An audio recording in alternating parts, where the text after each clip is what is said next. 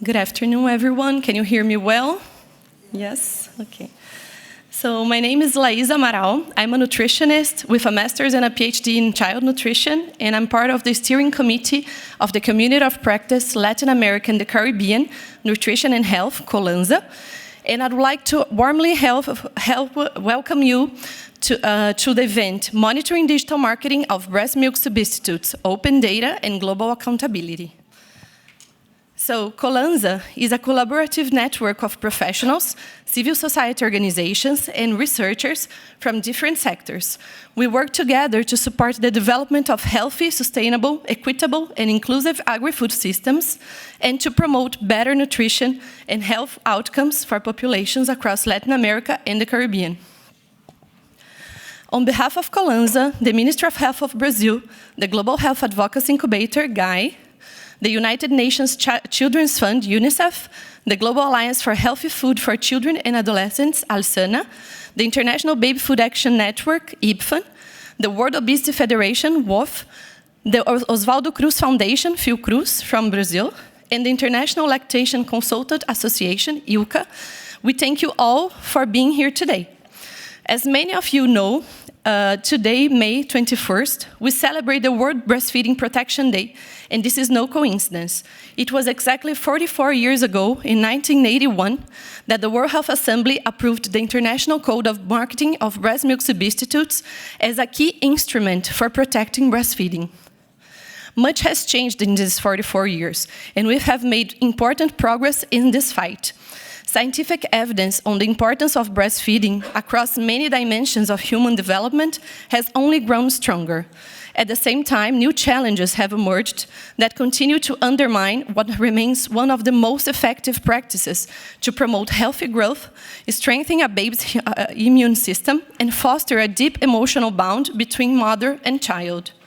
Among the most concerning recent challenges is digital marketing, which has become increasingly invasive and manipulative, threatening the progress we have made. Digital marketing is currently the dominant form of advertising in many countries. It has rapidly expanded the reach and influence of commercial promotion, creating a complex digital landscape that demands new tools and technologies for effective monitoring and regulation. In response, the World Health Organization, WHO, has been working on strengthening the implementation of the guidance on regulatory measures to restrict digital marketing of breast milk substitutes, that it's outside if you want, aiming to curb inappropriate digital promotion in line with the international code. We are encouraged by the ongoing discussions and looking forward to the World Health Assembly, where a resolution on this topic, put forward by the ministries of Brazil and Mexico and supported by many countries in the executive board that happened in February, is expected to be considered in the coming days. This is an important and promising step forward. We know the industry deploys a wide range of strategies to protect its interests, and it's our duty to defend public health and the rights of children. Dear colleagues, I ask all of you to recognize the urgent need to move this agenda forward. Families, mothers, caregivers, and children are being flooded by digital marketing, often through hidden and manipulative techniques, promoting the consumption of products harmful to health, such as breast milk substitutes, and many other ultra-processed food products that increase the risk of obesity and other non-communicable diseases. This is a complex challenge that can only be tackled in collaboration by bringing together families, civil society organizations, academia, UN agencies, and governments. Only by combining our efforts and knowledge we can develop and implement effective collective actions. So today, I thank each and every one of you for your presence and participation, and I extend a special thanks to the distinguished speakers who will be sharing their experiences and insights with us. So, to start the event, it's my pleasure to introduce the Minister of Health of Brazil, Dr. Alexandre Padilha. Minister Padilha is an infectious disease physician and a researcher, and he was a Minister of Health from 2011 to 2014 and was appointed Minister of Health for the second time on March 10, 2025. Please, Minister Padilha.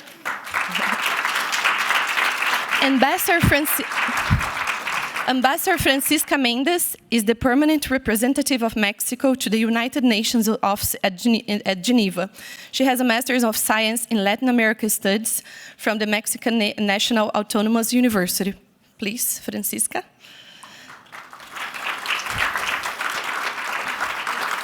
Dr. Catherine Lufthus, I think it's right, is the Secretary General at the Ministry of Health and Care Services of Norway since June 2021. She was recently appointed as the new director of the Norwegian Directorate of Health. She has broad experience from the health sector as a clinician, researcher, and leader. Welcome.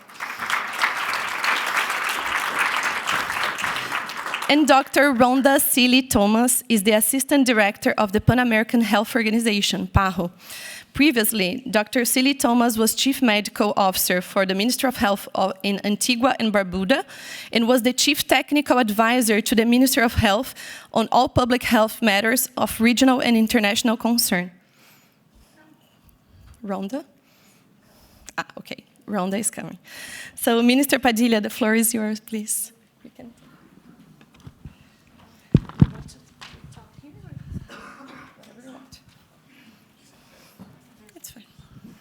Go there? I can go there. The translator will be just in front. Yes. Can be there?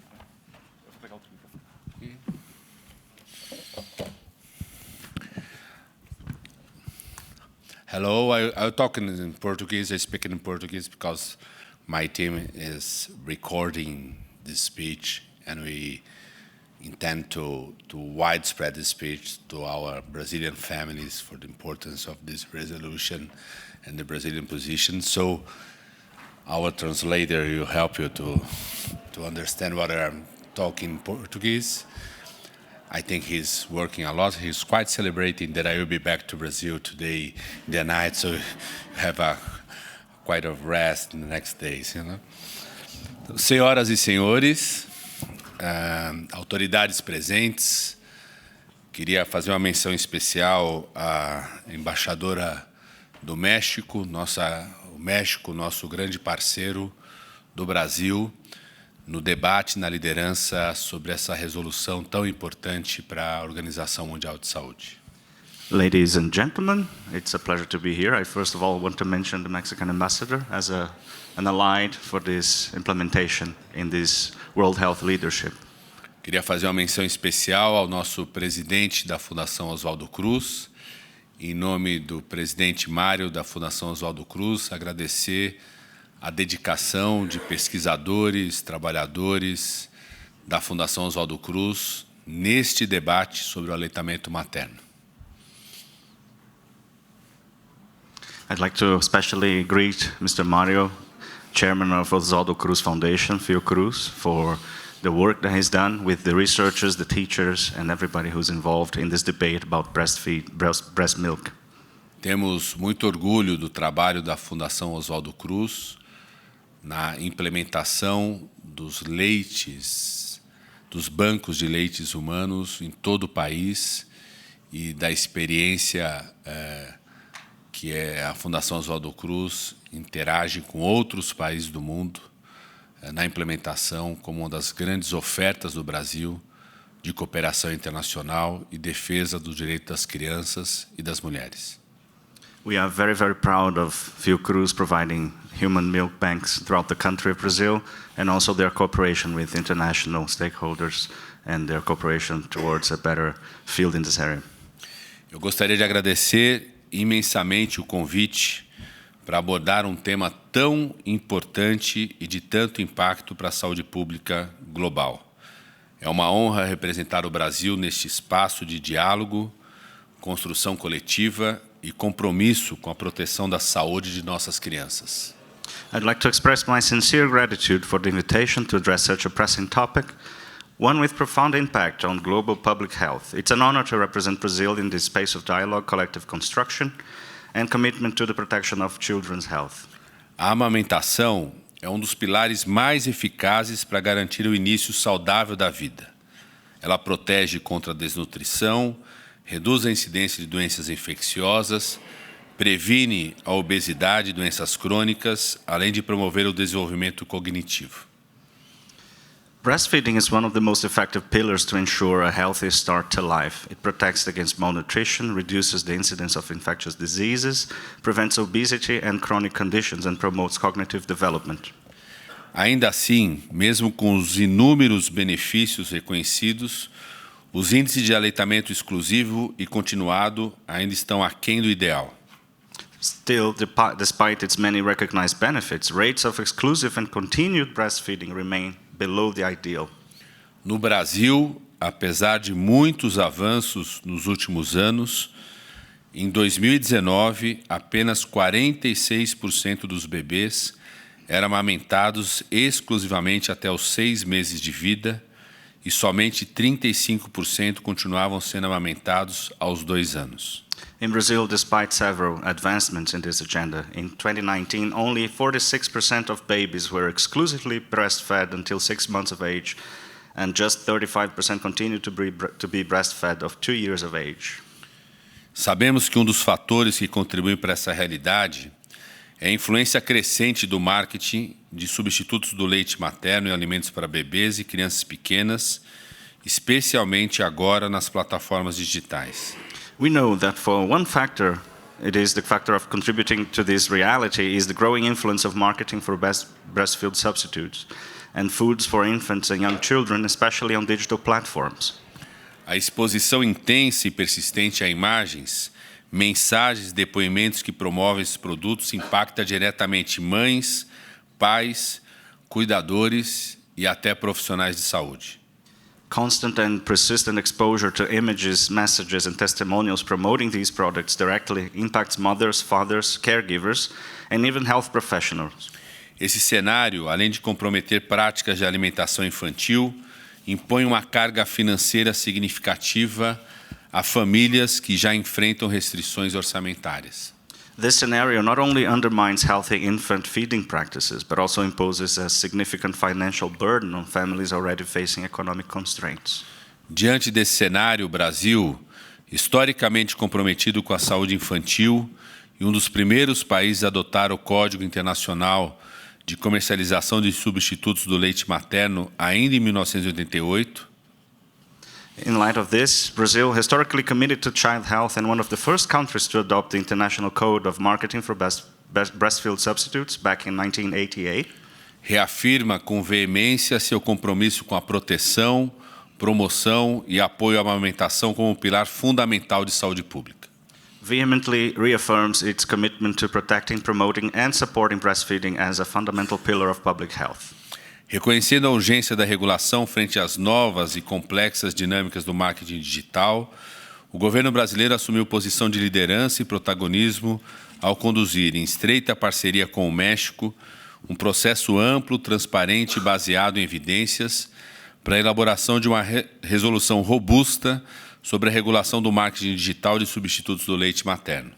Recognizing the urgent need to regulate the complex and rapidly evolving dynamics of digital marketing, Brazilian government has taken a leading role in close partnership with Mexico in conducting broad, transparent, and evidence-based processes to develop a robust resolution on the regulation of digital marketing for breastfeed substitutes. Estamos muito satisfeitos com os avanços obtidos até aqui e confiantes de que essa agenda encontrará ressonância entre os Estados-membros em nome da saúde das futuras gerações. We are very pleased with the progress achieved so far and confident that this agenda will resonate with the member states in the name of health for future generations. Esse processo contou com 4 rodadas de discussão com Estados-membros, resultando em um texto de consenso que foi recomendado pela 156ª sessão do Conselho Executivo da OMS em fevereiro deste ano, para apreciação aqui na 78ª Asamblea Mundial de Saúde. This process included 4 rounds of discussion with member states and led to a consensus text that was recommended by the 156th session of the WHO Executive Board in February of this year for consideration here at the 78th World Health Assembly. Hoje, essa proposta já conta com patrocínio de mais de 20 países e esperamos com confiança que ela seja aprovada por consenso nesta sexta-feira. Today, this proposal already has 20 countries co-sponsoring it, and we are confident that this will be approved by consensus this Friday. Ressalto que nessa trajetória teve a participação e trabalhamos no Brasil em estreita parceria com a sociedade civil, dialogando com a rede IBFAM, com o IDEC e com o Conceia, recriado pelo presidente Lula da Silva, que reconhecidamente desempenha um papel fundamental para a garantia do direito à amamentação de todas as mulheres e crianças. I highlight that throughout this journey we have worked in Brazil in close partnership with civil society, engaging in dialogue with the IBFAN network, IDEC and Conceia, which are widely recognized for playing a fundamental role in ensuring the right to breastfeeding for all women and children. I just would like to mention that the Conceia has been rebuilt by President Lula da Silva. A proposta de resolução conclama os Estados-membros a desenvolverem e fortalecerem medidas regulatórias robustas para restringir o marketing digital desses produtos, a reforçarem seus sistemas de monitoramento com o uso de dados abertos e tecnologias digitais, a protegerem-se contra conflitos de interesse e assegurarem a implementação plena do Código Internacional. The draft resolution urges member states to develop and strengthen regulatory measures to restrict digital marketing of these products, to enhance their monitoring systems using open data and digital technologies to protect against conflicts of interest and to ensure full implementation of the international code. O Brasil acredita que garantir o direito das mulheres de amamentar e o direito das crianças de serem amamentadas é fundamental para construirmos sociedades mais saudáveis, justas e resilientes. Brazil believes that guaranteeing women's right to breastfeed and children's rights to be breastfed is fundamental to building healthier, more just and more resilient societies. Não podemos permitir que interesses comerciais comprometam um dos atos mais naturais e benéficos da vida humana. We must not allow commercial interests to compromise one of the most natural and beneficial acts of human life. Estamos confiantes que vamos aprovar a resolução. We are confident that we will approve the resolution. E seguiremos trabalhando com transparência, evidências científicas e cooperação internacional para proteger nossas crianças e assegurar seu pleno desenvolvimento. And we will keep working with transparency, scientific evidence and international cooperation to protect our children and ensure their full development. Como me foi relembrado aqui, as fórmulas que substituem o aleitamento materno, infelizmente, são o primeiro alimento ultraprocessado que as crianças têm contato. As it was, somebody reminded me here, the formula that are substitutes to breastfeeding are, unfortunately, the first ultra-processed food that children get in touch with. Estamos confiantes que vamos aprovar a resolução e que ela seja um primeiro passo para avançarmos na regulação sobre outros produtos ultraprocessados que afetam a saúde das crianças e de toda a população. We are confident that we will approve the regulation and may it be a first step towards ensuring the right for breastfeeding and for the children to be breastfed. Muito obrigado. Thank you very much.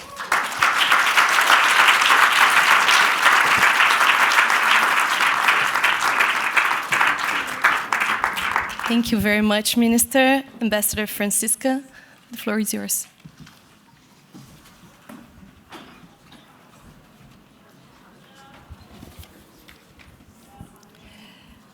Good afternoon, everybody.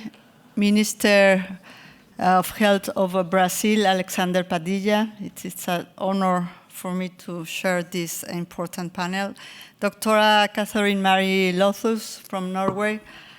I give you my all recognition. And first, I would like to thank you for all the co-21 co-sponsorship of this resolution, and so many international organizations that support this relevant and remarkable resolution.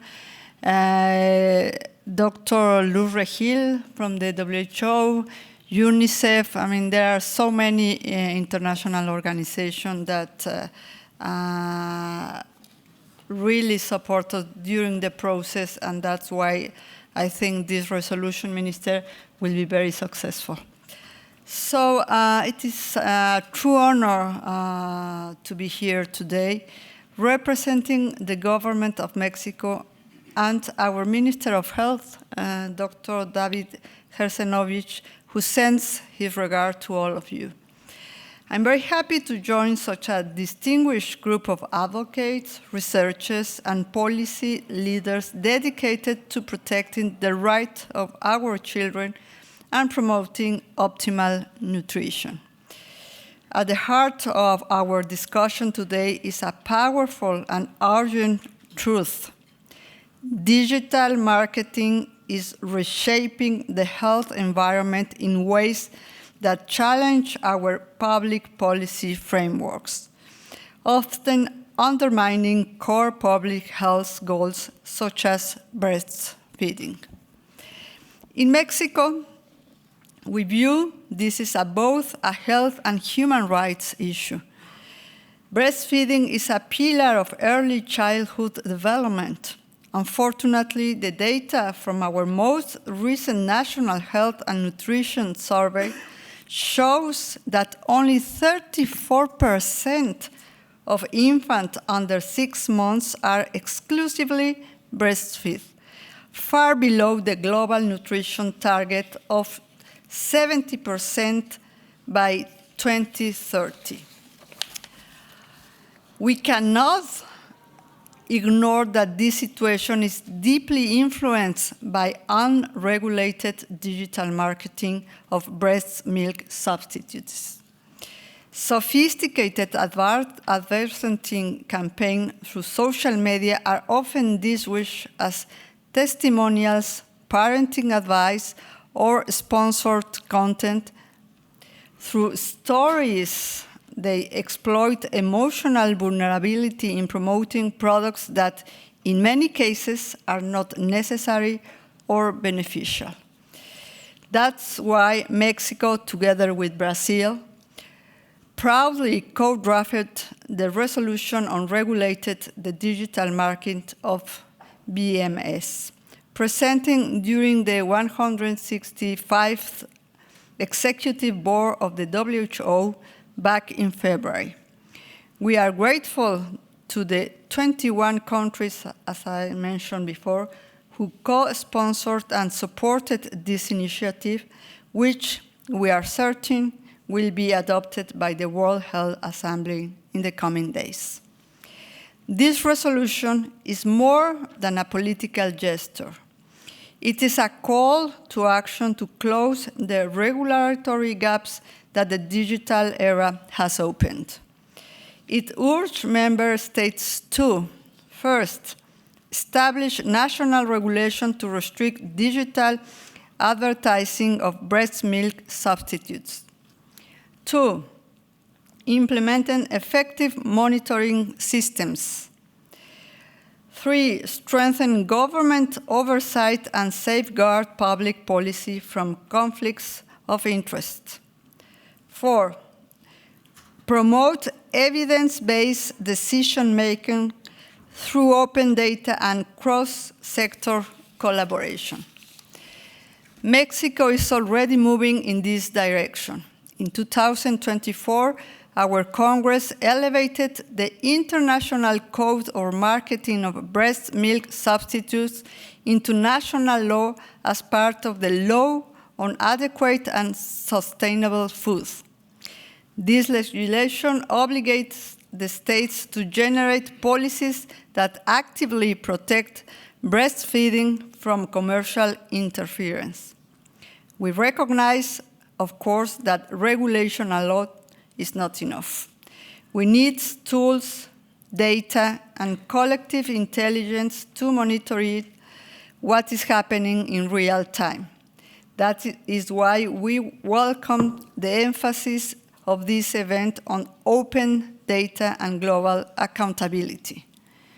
By building alliances among governments, civil society, academia, and international organizations, and the private sector, we can counter harmful digital marketing practices and ensure that families receive accurate, independent information free from commercial bias. Let me close by saying this is not about being against industry. It's about being for children, for their health, their rights, and their future. Mexico is committed to working with all of you to ensure that every child, regardless of where they are born, has a fair chance to the healthiest start in life. Thank you very much.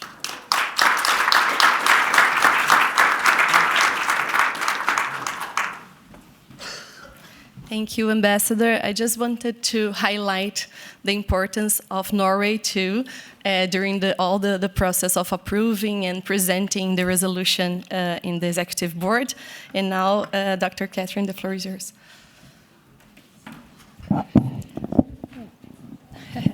Thank you. Minister, Excellencies, dear colleagues, and good afternoon, everybody. And thank you for the invitation to speak at this event on the importance of regulating and monitoring the digital marketing of breast milk substitutes. The marketing of breast milk substitutes, along with the inappropriate promotion of food for infants and young children, continues to significantly undermine progress in achieving optimal infant and young child feeding. In many countries, digital marketing has become the dominant form of marketing of breast milk substitutes. Therefore, Norway is a strong supporter of the resolution on regulating digital marketing of breast milk substitutes, made possible by Brazil and Mexico. The resolution will strengthen the international code on marketing of breast milk substitutes in line with pressing challenges. Globally, breastfeeding saves lives and contributes to positive short and long-term effects on nutrition, health and development of the child and on maternal health. And breastfeeding is, according to the WHO recommendation, a best buy, one of the most cost-effective measures to prevent non-communicable diseases. Norway has for decades been invested in the promotion, protection, and support of breastfeeding, and was closely involved in the negotiations of the code back in 1981. In Norway, health services are expected to work in line with the WHO and UNICEF baby-friendly standard. We appreciate the comprehensive work by the WHO and UNICEF, which documents how digital marketing of breast milk substitutes and food for infants and young children undermines breastfeeding. And although the International Code of Marketing of Breast Milk Substitutes specifies that there should be no advertising or other forms of promotion of breast milk substitute to the general public, it was developed in a different context and does not directly address many of the specific strategies used in digital marketing today. By social media and influencers, the marketing of these products has exploded and reaches parents in a vulnerable period in a direct and persuasive way. Marketing works. The companies that make these products invest billions of dollars on their marketing, knowing it will pay off. Mobile and web-based technologies track behaviors of parents and offers an opportunity for companies to promote their products and interact directly with consumers. Although the regulation of the marketing of breast milk substitutes for the youngest children in Norway is quite strict, we do have challenges with the implementation of the code. We need stronger regulations, and we need to put in place effective monitoring, which is the topic of today's discussion. So to conclude, we really honored the work on the guidance by the WHO Secretariat, and we really thank Brazil and Mexico for taking the lead on this resolution and for an excellent job preparing and sharing the consultations, resulting in a strong text. We also thank the civil society for their relentless work on protecting and promoting breastfeeding, and we look forward to further collaboration on the implementation of the resolution. And we strongly believe that this is an important step towards improving infant nutrition, development, and health worldwide. So thank you.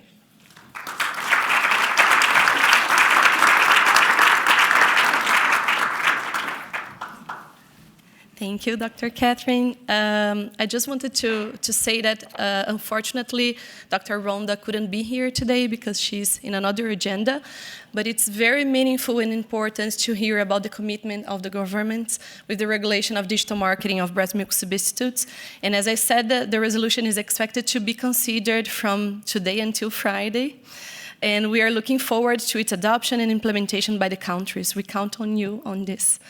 We would like to thank you for your presence here, and you are invited to stay with us for the rest of the event.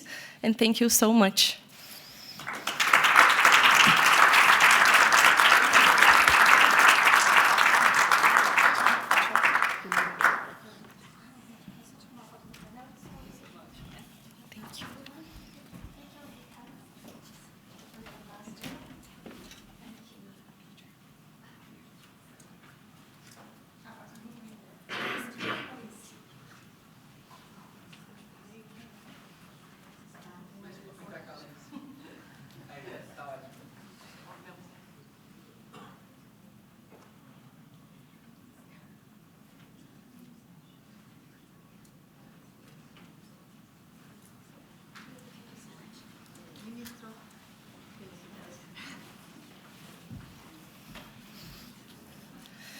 Now, moving forward, we would like to give you some context about digital marketing of breast milk substitutes and the process of the WHO guidance until the resolution proposal. For that, I invite Dr. Lawrence Grumer-Strom. He is the unit head of the Food and Nutrition Actions in Health Systems unit at the WHO, and he coordinates WHO work on infant and young child nutrition, acute malnutrition, micronutrients, and overweight. Dr. Larry, please. Would you like to stay here?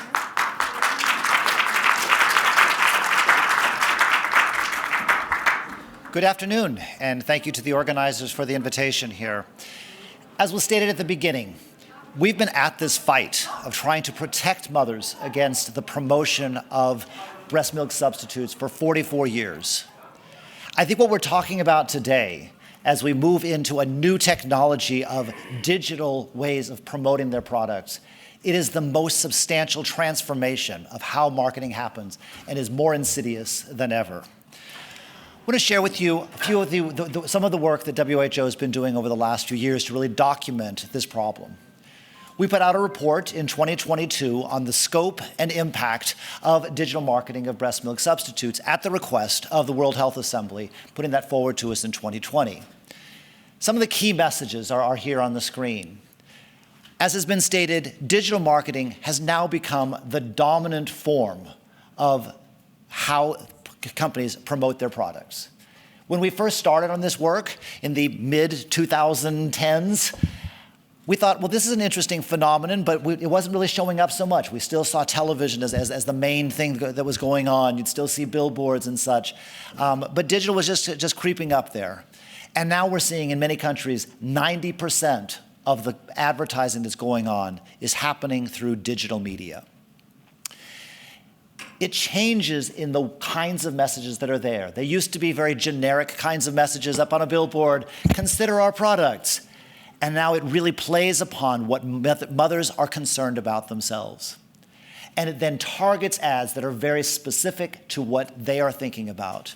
So putting those two together, we see things like a mother can Google, how do I know if my baby's getting enough milk? And all of a sudden, showing up on the top of her feed are ads for how this formula is for babies who aren't getting enough. Just supplement the amount of, supplement your breastfeeding with this. And within that ad is an immediate place where she can click and order that formula without ever talking to her friends or her family about, is this the right decision in our circumstances? It immediately turns into a purchase. it's extremely cost effective.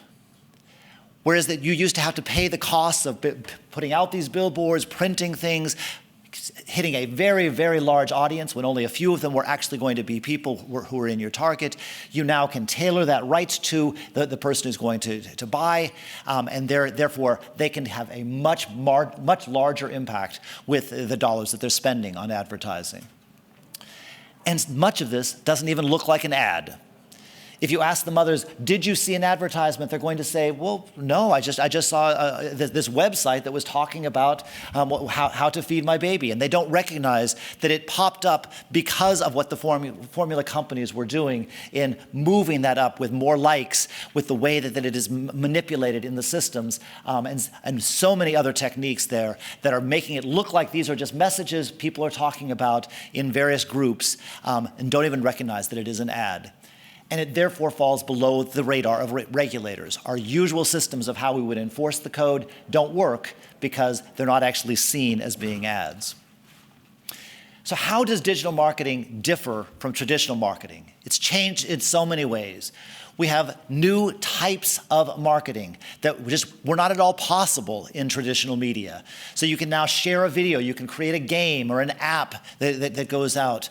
You can like, share, or comment on things that actually pushes it up so that more people will be seeing these. And the companies are doing that. Chat services, ways that you bring mothers together into a social group that looks like it's a group that we're all just sharing information about how we're caring for our families, not recognizing that this has been sponsored by industry and is actually promoting the kinds of messages that they want to see out there to keep pushing their products along. There are new strategies such as cross-promotions, how they can push a product and say, oh no, we're not promoting infant formula, we're promoting something else over here, and yet it looks so much like it. It becomes brand marketing that ties it together that we are the company who knows about how to feed babies, and therefore you should buy our products without ever mentioning that this is infant formula, and therefore we are exempt from our code laws. They're doing things like advisory services of we're just here to answer questions for mothers, or use influencers who sound like they're just other mothers who are sharing their messages. And we know that there are many more actors than there used to be in this space, those that are actually doing that targeting, who are processing the data on the mothers so that you can target it right to her interests. The hosts of that information, the way that the websites are actually gaining so much money from selling these ads, even when they don't look like ads. And so it opens up new opportunities for us to say, it's not just the manufacturer of the formula that is responsible. There are so many others in this value chain that are also making a ton of money off of this marketing. Has it been impactful? Absolutely. It's not just that we are seeing more ads, insidious ads, but they work. These ads change the attitudes of mothers.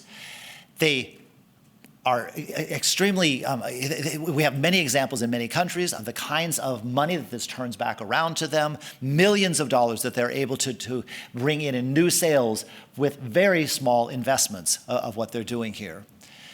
We also know that the kinds of posts that are getting out are actually more used than the promotions that we do for breastfeeding. We've been able to actually track how much do people take those messages coming from a public health system about how you should feed your baby. Do those get shared with one another? Do they get up-liked?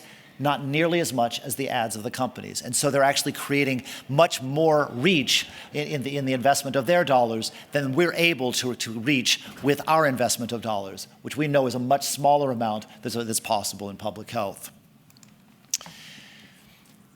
So we turned this around to the World Health Assembly in 22, and they asked us, all right, can you help us know what should we do about it? How do we regulate marketing of digital marketing? Because they've struggled with this for some time. They've seen it growing, but saying, but what do we do? How do we actually touch this? And we'll touch on some of the issues of why it creates its own challenges. But it's first of all important for us to say, what are we talking about? Even though we were asked specifically about breast milk substitutes, in the process, through our expert groups and bringing this out to the public discussion, it was recognized that we can't just talk about breast milk substitutes. The connections to the other products that are also being promoted by the same companies with the same kinds of logos on them to the same families are using a broader reach into complementary foods, and we can't be dealing with one and not the other. But to make sure that we were clear on what we were talking about, what aspects of the code we were using, we were very clear in some of the recommendations specifically drawing upon those that came from the code. These are the products under the scope of the code. And then recommendation 4 that was separate of how are we dealing with this when we're talking about complementary feeding. They're very linked issues, but the legalities of what has been called for and what we can allow, what we cannot allow, are a little bit different for each of them. So they're separated into different recommendations. The first 3 recommendations largely reiterate what is already in the code, but it then expands it into saying, how does this actually apply in the kinds of ads that we're seeing now? So the principles that are there laid out in the code, we use again and again. So Article 5.1 that says there should be no advertising or promotion to the general public, you can consider, well, that already includes digital marketing, so it's already against the code. We don't have to cover anything new. But what the guidance does is it then calls out some of the specifics of, but how is that being done? Because people didn't always recognize the ways that that promotion happens. We do the same thing in the healthcare space, in the retail space, really trying to say what are the new techniques that are being applied in this space to make sure that our legislation isn't just done at a general level and hope it captures these, but we actually call them out and make sure we're really having laws that capture all of these. When we move into the various issues then that are addressed within the guidance, I'm not going to go recommendation by recommendation, but I really want to highlight for you today 3 key issues that have been particularly challenging in the space of digital marketing. The first of those is the monitoring. How do we monitor for this? And it's particularly challenging. As I said, it doesn't necessarily look like advertising. When something pops up on a screen and you know, oh, this is an ad that I'm receiving, then it's easy to say, well, clearly they are advertising. That's a violation of Article 5.1 of the code. We need to clamp down on that, when it's that simple. But when it comes up in other ways that, well, now there is a group of people who are talking among themselves about how to feed their babies, how do I know that that is a promotion that ought to be against the law? How do I know when I'm seeing influencers talking about how they took care of their babies that this is something that is actually against the law because they're actually being paid by the companies for that and therefore are an arm of their marketing tools? So finding those differences are new challenges for us. Also challenges in that these things don't necessarily continue to exist. When it was a billboard, you could say, that's a violation of the code, and you can take pictures of it, and you can say, you have to take that down. But when it actually disappears seconds after it is on, what can you tell the companies? Oh, we need to take that down. Oh, it's already taken down. It doesn't exist anymore. And because these things move so fast, our systems, our legal systems for how we deal with that are not able to keep up with how do we actually react to these. And when we're trying to do our monitoring, much of this information is not accessible to another person. It is actually targeted to a particular person. It's not an ad that sits on a website that someone else can come and say, oh, I was able to see this ad. That ad just appeared on someone's cell phone and then disappeared again. So how do you capture those things in monitoring? So there are different questions that we raise. But one of the things that we deal with in this guidance is to then say, well, but it also creates new opportunities for us. You don't necessarily have to go back to the manufacturer and say they're the ones who perpetrated this. There are other entities along the way that you can use to stop that. So you can hold Facebook responsible. We don't care who paid for this ad. What matters is this is an ad that is against the law, and you can hold them accountable. You can hold those who are actually doing the targeting and selling their information for the purposes of targeting ads to pregnant mothers who want to buy breast milk substitutes, or that you want them to want. And you can then hold them responsible for this. And so you can actually identify additional people who are responsible here. As before, you can use public mechanisms for reporting. And so if you're going to ask mothers to tell you about ads that they see, they can be capturing those as screen captures on their phones, and they can report back. So the same kinds of things that were done before for reporting on violations can be done in this space. And as we're going to hear more about today, there are new digital technologies that can actually be used to capture these in very widespread ways. And in fact, some of that can even be easier. Whereas it used to be you'd have to go flipping through magazines or newspapers or seeing the billboards, you can now sit at your desktop and run these programs and actually capture those violations right there at your desktop. And so using the appropriate artificial intelligence tools, scanning tools, we can actually find many of these violations without ever leaving our own desks. Also, the opportunities with artificial intelligence make the processing of this much more feasible than it ever was before, and you're going to be hearing a lot more about that today. When it comes to enforcement, we have challenges because there are so many entities that are involved in this. Who do we even hold accountable? Many times our legislation says this should not be allowed, and it doesn't actually spell out who is responsible for not making it happen. And so this becomes a challenge when you have so many more players. Well, who do I blame here? If I see an advertisement on a retail site, say eBay or Amazon, you see something there. Whose fault is that? Is it Amazon? Is it the manufacturer? Is it the platform that is hosting this? All of those players along the way. And it becomes questions for us of, well, how we know it's wrong. What can we do about it? We also have challenges in that because marketing happens in so many different ways, there are multiple government agencies involved. It might be the importers, and so the International Commerce Department that is responsible. It might be those for domestic commerce. It might be the Ministry of Health. It might be the Ministry of Health Services. All have different roles in who is being marketed to and how that marketing is happening. And so who is actually responsible for taking forward these legislation? So we have clear opportunities in informing our legislation and our regulations to make sure we know what government agencies we should be working with, who's responsible for what. We can look more at the entire place of the value chain, and because there are so many different places along the way that the marketing is happening, just fixing it at one point along the way can therefore stop that marketing from happening. So you don't always have to go back to the manufacturer necessarily to stop it. You can stop it somewhere else along the way. And so if it's against the law for Facebook to host that ad, then Facebook won't be having them. So you can hold Facebook accountable and you stop it at that point. So it actually creates some new opportunities. It's more complex, but it also gives us the opportunity to stop it. We call for those to be proportional to the offense. So maybe Facebook isn't as culpable as the manufacturer is culpable, and you can spell out in your legislation who is responsible for what and what the consequences are of doing that.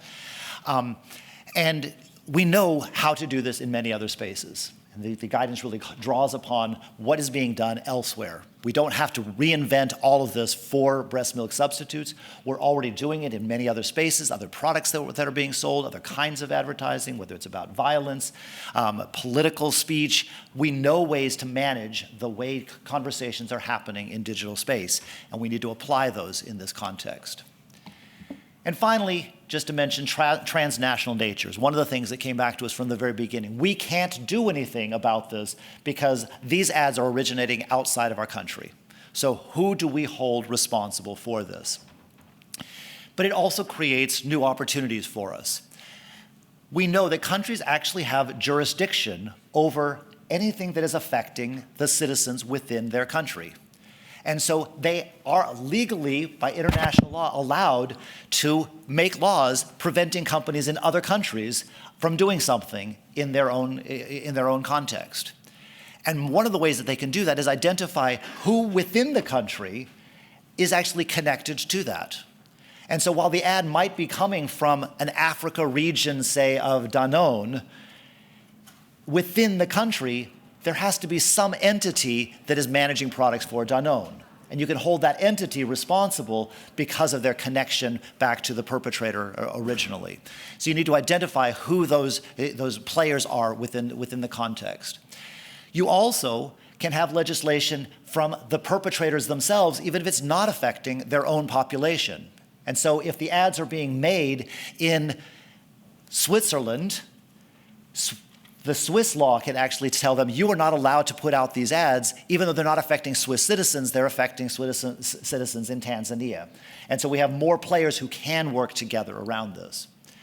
We also have the opportunity for international cooperation where we can have regional commitments to doing this jointly, and so we don't have to be doing one law by one law, country by country, and we need to work much more on those collaborations of ASEAN or across Latin America that people work together on these.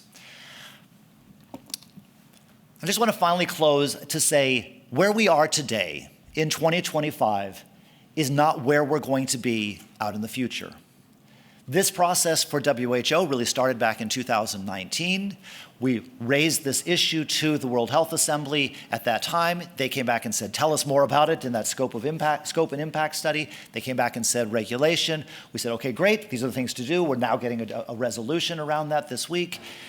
But it doesn't stop here. We know this is going to continue to evolve. The techniques that I've talked about today in those early slides, they're going to look different in a few years.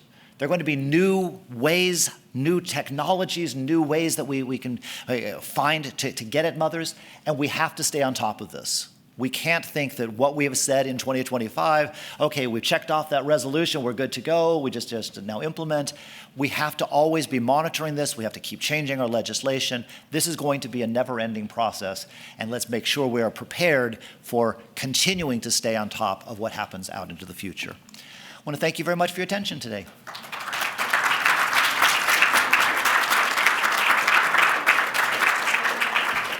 Thank you so much, Dr. Larry, for this enlightening speech. And it's very exciting to hear about the work you're developing in WHO. Your support has been key in moving forward the regulation of digital marketing on breast milk substitutes. Now, to present the latest evidence, scientific evidence, and current research efforts related to this agenda, we'll hear from Dr. Sonia Hernandez Cordero. She is a faculty member at the Institute for Research on Development with Equity, based at the Universidad Iberoamericana in Mexico. And her research focused on maternal and child nutrition, particularly breastfeeding, with special attention to vulnerable populations, such as women with overweight or obesity and working mothers.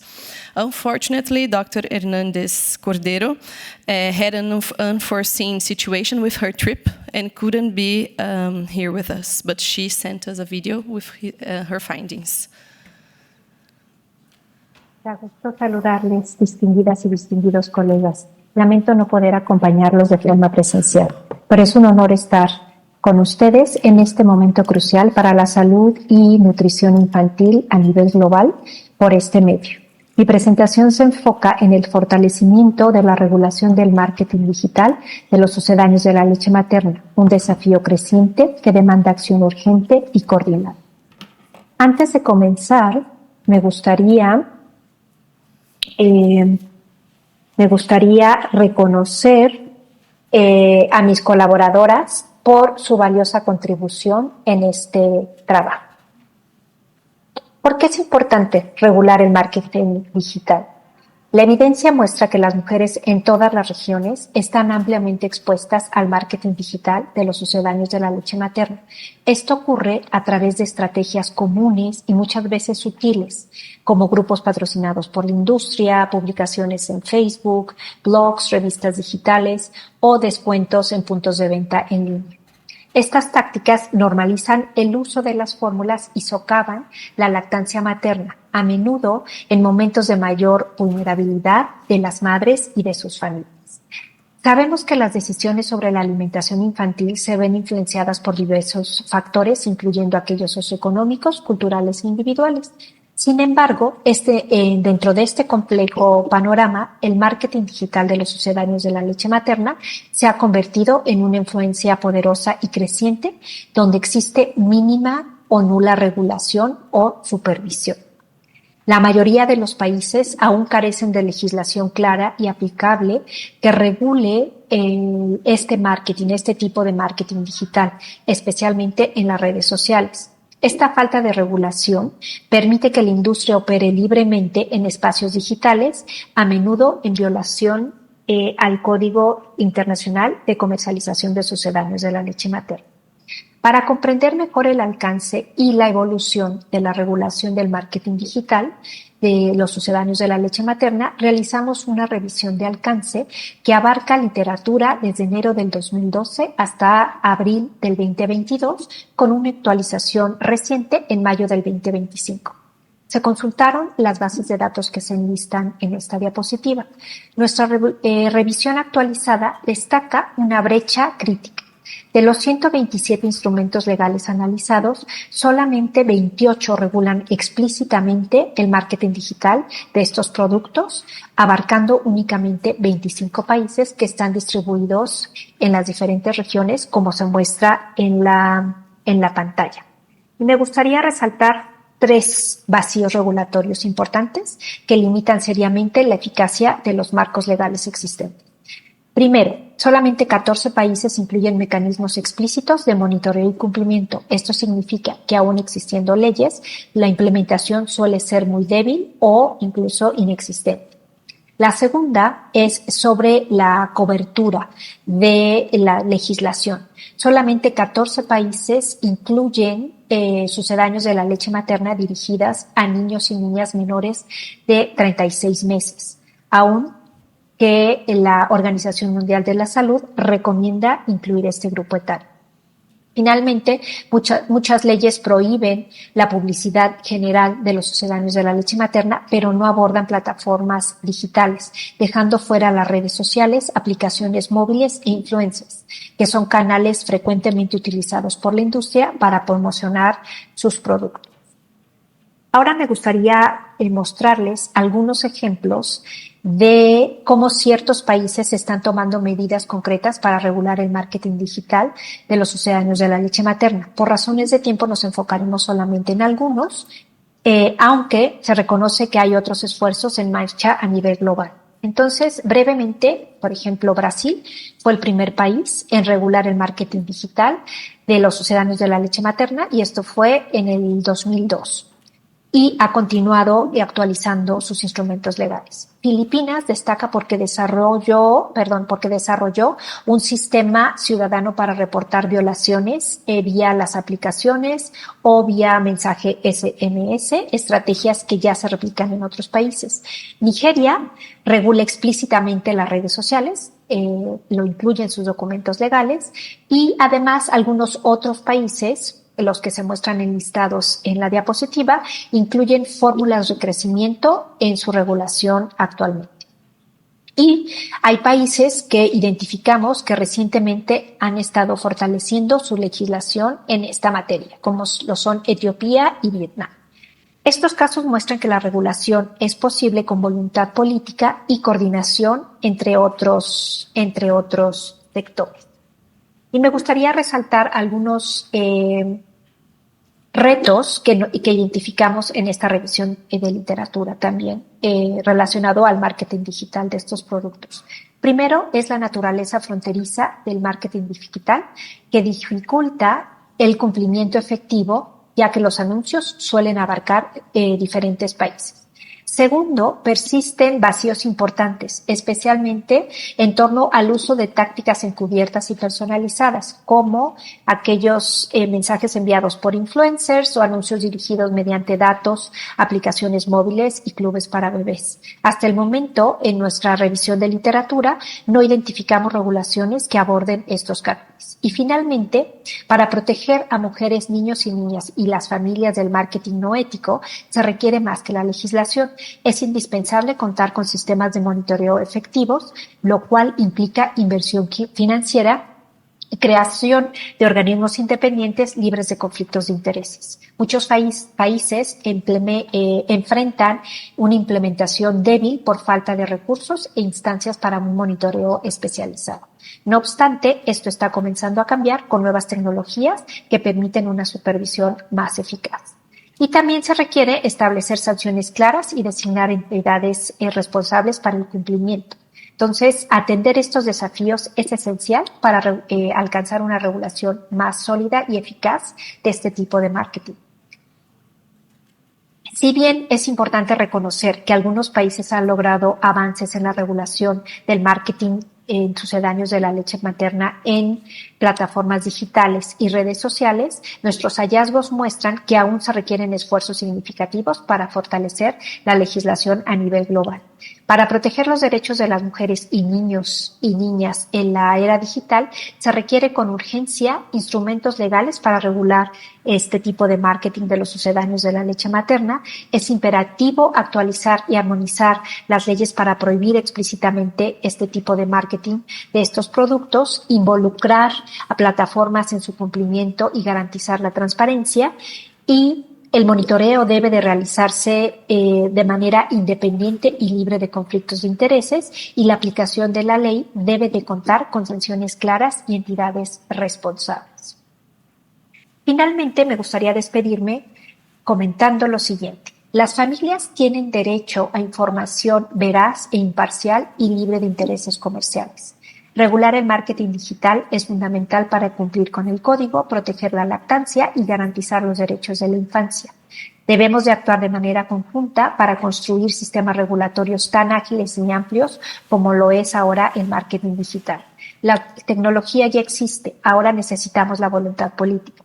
Y finalmente, cambiemos la narrativa. Por cada anuncio de sucedáneos de la leche materna, deberíamos de amplificar en el espacio digital mensajes basados en evidencia sobre los beneficios de la lactancia materna. Muchas gracias. En este código se pueden llegar al artículo de la revisión que les mostré. Muchas gracias por su atención.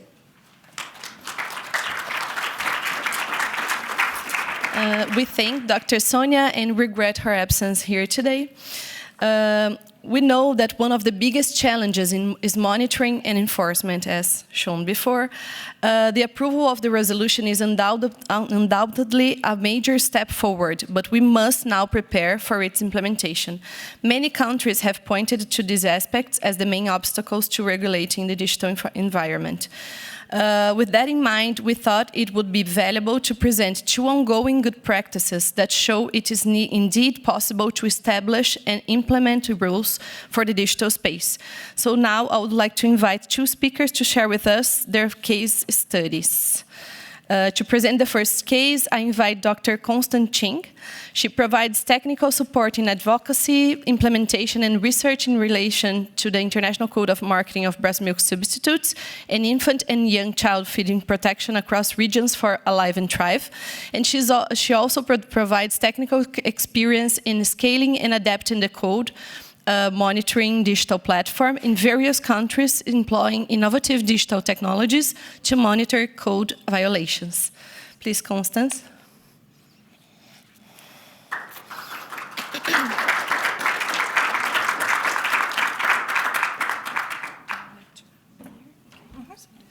Yeah, thank you. Okay, so thanks to the organizers for having Alive and Thrive here to present on our latest projects. So I'm going to dive right in. We first used AI technology to monitor violations of code law back in 2022, and the prototype or the pilot project was started in Vietnam. We published a paper that's shown in here in Maternal and Child Nutrition of the experience and the findings of the we call it the Virtual Violations Detector, the AI detector, and we call it VIVID in short. So I'm not going to go into the details of this project because we have more to come, but please feel free to go to the paper to look at the documented process of developing and implementing the tool, working closely with government agencies, and also the findings as well as the recommendations have been submitted to the government of Vietnam because they are currently reviewing their code law at the moment. So after developing VIVID, the AI auto detector, we realized that the AI detector is only limited to scanning digital platforms, and we're missing out other parts where violations happen. So in consultation with partners and countries, we developed, we expanded the Vivid tool into the code monitoring digital platform by adding 2 additional features. In addition to the AI feature, which only scans the digital platforms, we added a crowdsourced online reporting form primarily for non-digital settings, and also to encourage public participation in monitoring, and also an e-hub to host code-related references and materials for advocacy and also for learning and educational purpose. So since the pilot in 2022 back in Vietnam, with the support of UNICEF country offices, starting in 2024, and also I need to mention WHO for organizing the 2023 Code Congress that gave us also the opportunity to present on our prototype. In 2022, we started adapting this platform in 4 countries. It started with Mexico, and we progressed to work on projects in Argentina, Laos, and Mongolia. And out of these 4 projects, Argentina has already launched their platform in March. And these 4 platforms are supported and working in collaboration with UNICEF country offices and also with UNICEF country offices as the focal points in the country.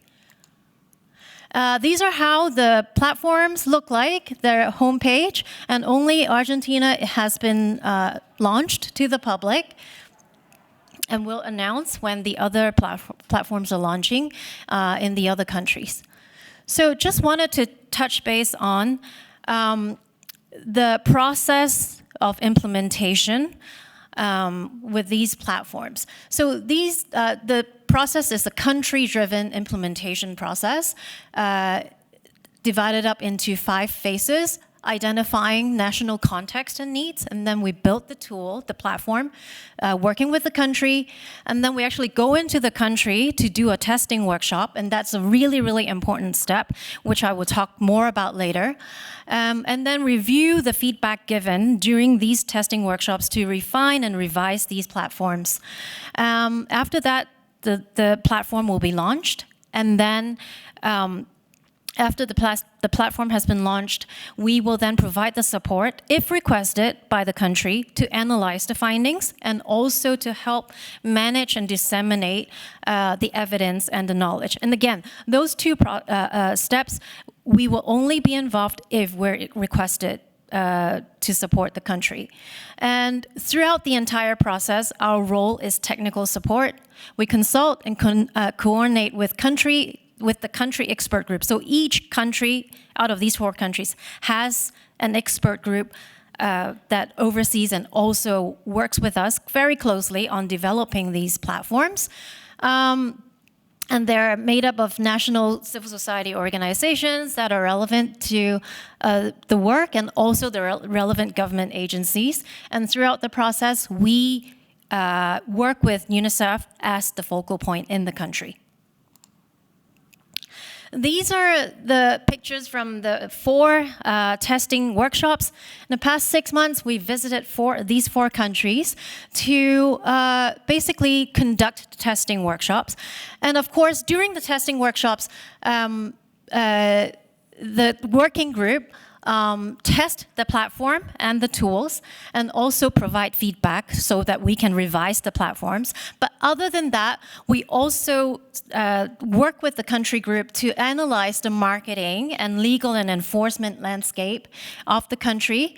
We also work to support to sensitize government officials on the code, the history and the spirit of the code, because a lot of times enforcement agencies in country may not have a public health or breastfeeding background. So, for example, in Mongolia, the anti-monopoly agency is tasked with enforcement, and they don't have a health background. So we sensitize them, help to sensitize these government officials on the code.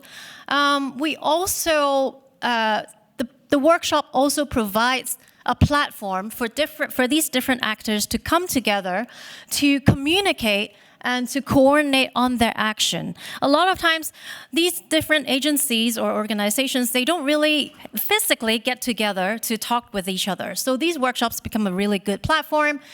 And also, we provide the support to help map out their actions, meaning not only which entity is responsible for the violations, but which entity is responsible for taking action, enforcement action. They need to kind of talk amongst themselves, which ministry is responsible for what, and also how do they use the tool, how do they utilize the findings, who will be utilizing the tools. All these things need to be worked out, and this is a really good opportunity to talk about all these things. So I want to highlight the platform that has been launched from Argentina. It's called Observamas, which is short for Observatorio del Marketing de Sucedáneos. I hope it's okay. My Spanish, they've trained me a little bit through working on this. There's also the QR code to go straight to the website, as well as the website URL here. This is how the website looks like. And these are the people behind the scene on the ground working to manage the website and also to process all of the violations. So they really, really deserve the spotlight. And they're from Sarnar Foundation. So they're actually a very prominent NGO in Argentina in the forefront advocating for public health issues, especially relating to harmful marketing on health. Here they are.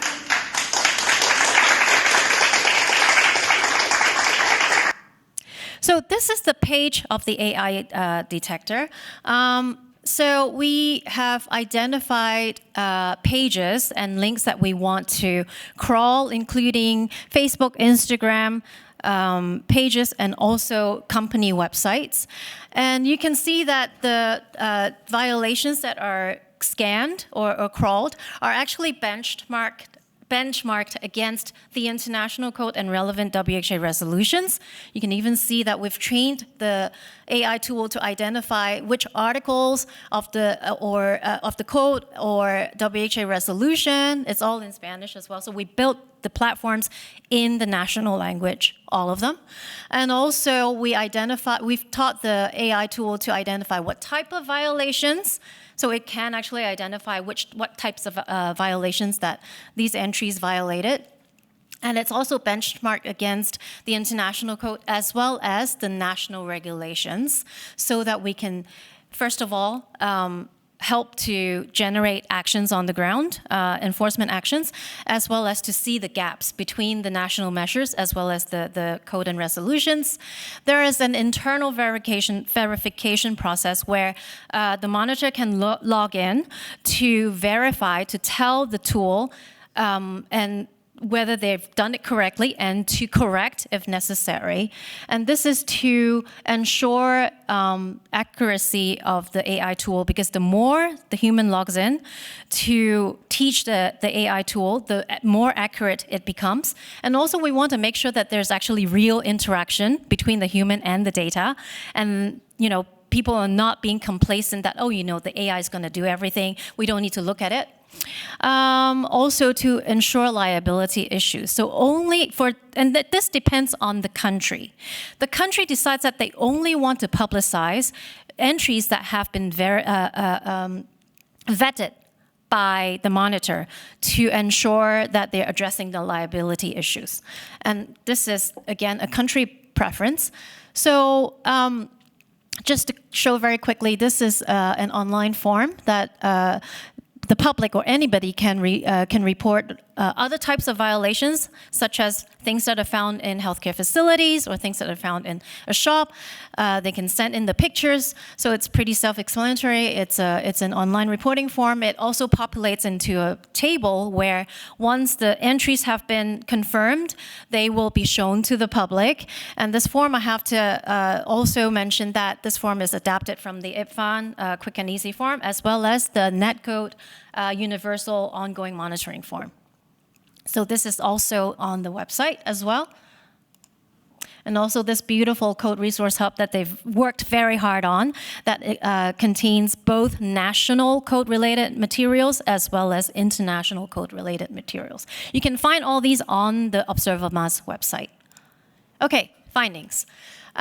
They've worked very hard to analyze or to extract the findings from July last year to January this year.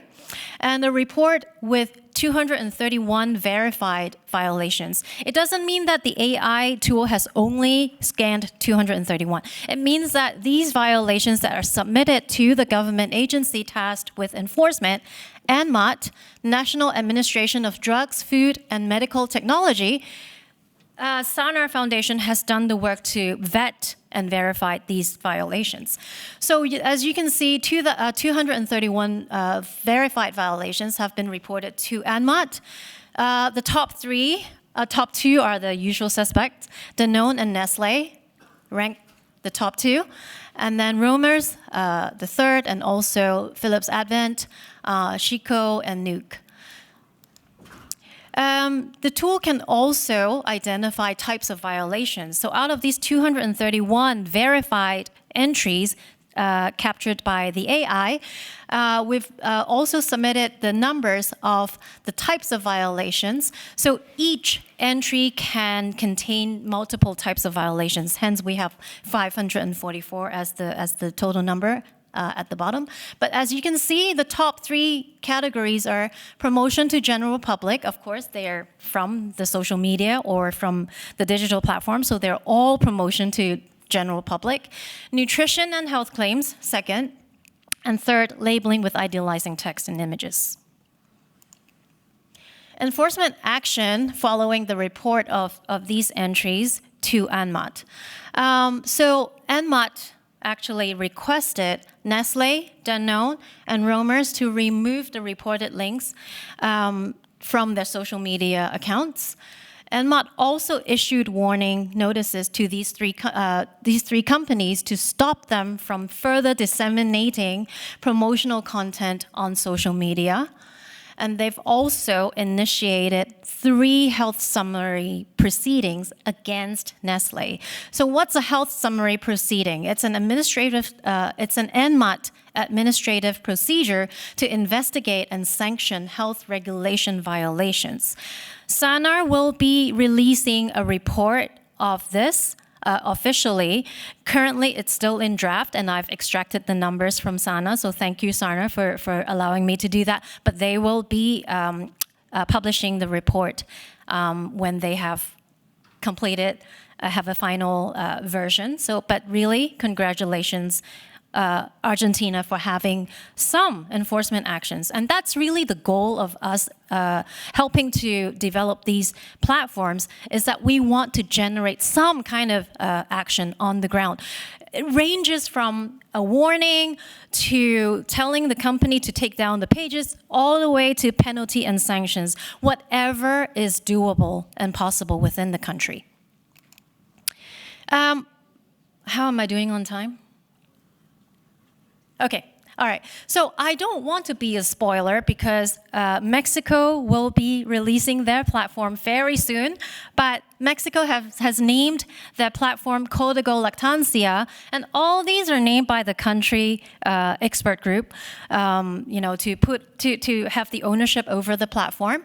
And I just wanted to highlight that without spoiling their launch, that this is the online reporting form, but what they're doing is, and this idea actually came from UNICEF Mexico, that any confirmed violation reported through the online reporting form, once it's been confirmed as a violation, the entry will go to the public page. Not only that, an automatic email with all the information provided will be automatically sent to government agencies tasked with enforcement, including the National Institute of Public Health, INSP, the National Center for Gender Equity and Reproductive Health. This agency actually provides the support to process the entries, and also COFEPRIS, which is one of the very key enforcement agency, which is the Federal Commission for the Protection Against Sanitary Risk. And this email system has already been set up, and we've tested and used it already. And also, pins on the Mexico map will show up where the violations are found to put pressure on the government to take some action. Whether it's going to the facility to tell them, hey, stop this, we don't like this, just take it off, or some kind of sanction or penalty. But the pin will stay up until we hear back from the government agencies that some action has been taken on this violation. So this is how Mexico has designed this monitoring form. They will be launching the entire platform, so I don't want to spoil, but let's hear from Mexico, UNICEF Mexico, what they want to say on this. Hola, ¿cómo están? Saludos desde UNICEF Mexico. My name is Matías Saxe. I'm the nutrition officer, and I'm very excited to share one of the steps we're taking to protect and support breastfeeding in Mexico. It is called Código Lactancia, which is a digital AI-powered platform to monitor violation of the international code to regulate the traditional and digital marketing of breast milk substitutes. Thanks to our strong collaboration with the government, especially with the Ministry of Health and the Mexican Institute of Social Security, as well as with academia and civil society, we're about to launch this much-needed tool during the next World Breastfeeding Week. Código Lactancia empowers citizens and health professionals to report violations while providing government with evidence-based tools for enforcement. My favorite feature is definitely the AI-powered detection of digital ads, but I also like a lot interactive map, which probably Constance will show to you, which shows real-time violations to guide targeted action. Thank you. The map was his idea, but so we look forward to the World Breastfeeding Week in August for the launch of Código Lactancia, and thank you very much for giving me this time to present this.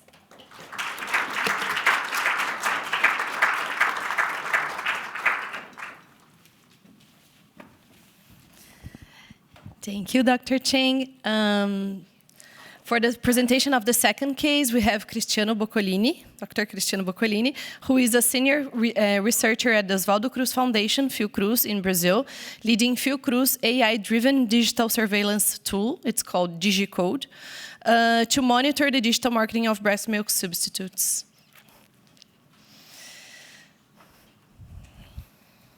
The floor is yours.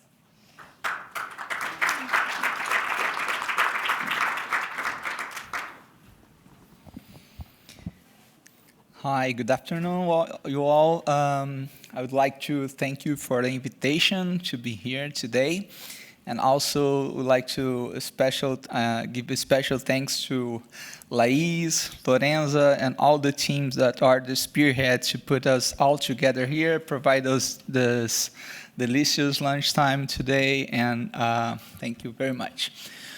Well, I will talk a little bit about the DigiCode, which is an AI tool monitoring digital marketing breast milk substitutes we are developing in Oswaldo Cruz Foundation, Fiocruz. I invite you all, if you ever step by Rio de Janeiro, to visit our campus, which is a beautiful one. So, goals of DigiCode are aims to develop and implement a modular, it's quite difficult to read from here, and automated system to detect and document digital marketing practices of breast milk substitutes. So basically, we aim to support regulatory enforcement and public health advocacy. And this tool was founded by Oswaldo Cruz Foundation, funded. I would like to emphasize here that it's not a single endeavor. It's a really, truly collaborative effort, and I would like to appreciate the technical collaboration from the WHO, especially Larry and Ina Shed, which are giving us support to develop this. Brazilian Minister of Health, Sonia Venancio, is here and her team following up and giving us advices to develop this tool. Also Anvisa, PAHO Brazil, UNICEF Brazil. Also a very close collaboration with consumer institutes in Brazil, IDEC, and also IBFAN, Marina, and all the teams, the beautiful team from Brazil, also giving us support to develop this tool. So the principles of this tool is we are strongly guided through FAIR principle, which stands for findable, accessible, interoperable, and reachable principles. This tool has been developed as a modular, with modular solutions. For example, we have a module for to monitor social media, another module to monitor online retailers, and so on. And we are developing, aiming to be scalable, sustainable, ethical, and also adaptable. Once we finish all the technical pipeline and provide all the user interface features of the tool, it will be, for example, adaptable for other health products. For example, use of vapes, beer advertising, alcohol advertising, tobacco, and so on. Well, the scope of this tool, the actual scope of the tool, is based. We started by monitoring online retailers. So basically, was suggested by the technical collaboration team is to, instead of picking up one or two online retailers, to maybe start searching for at least the top retailer based on the market share.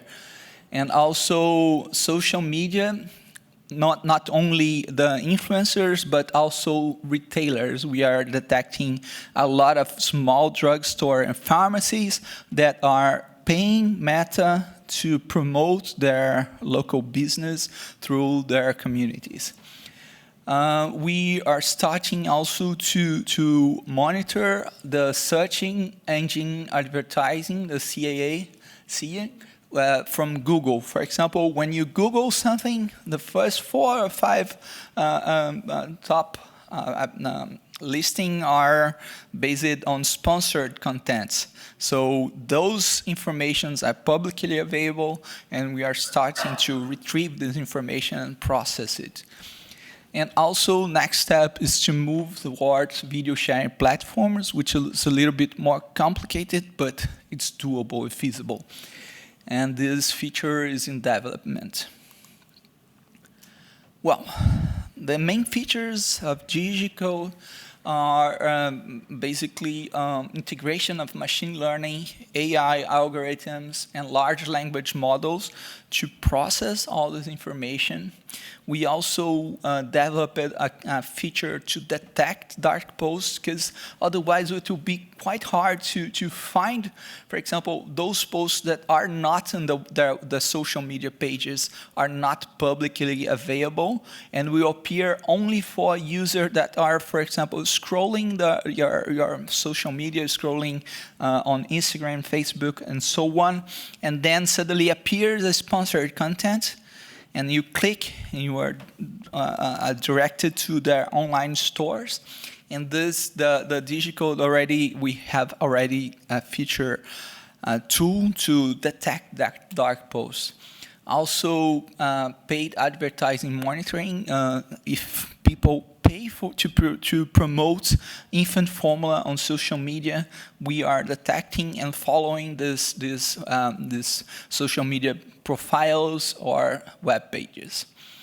We also are integrating this tool to a previous one, which were developed in Brazil, the CIS and Becal, which is quite similar to what Vivid have been developing, where you can pinpoint and denounce a violation not only on retail stores, but also in social media and so on.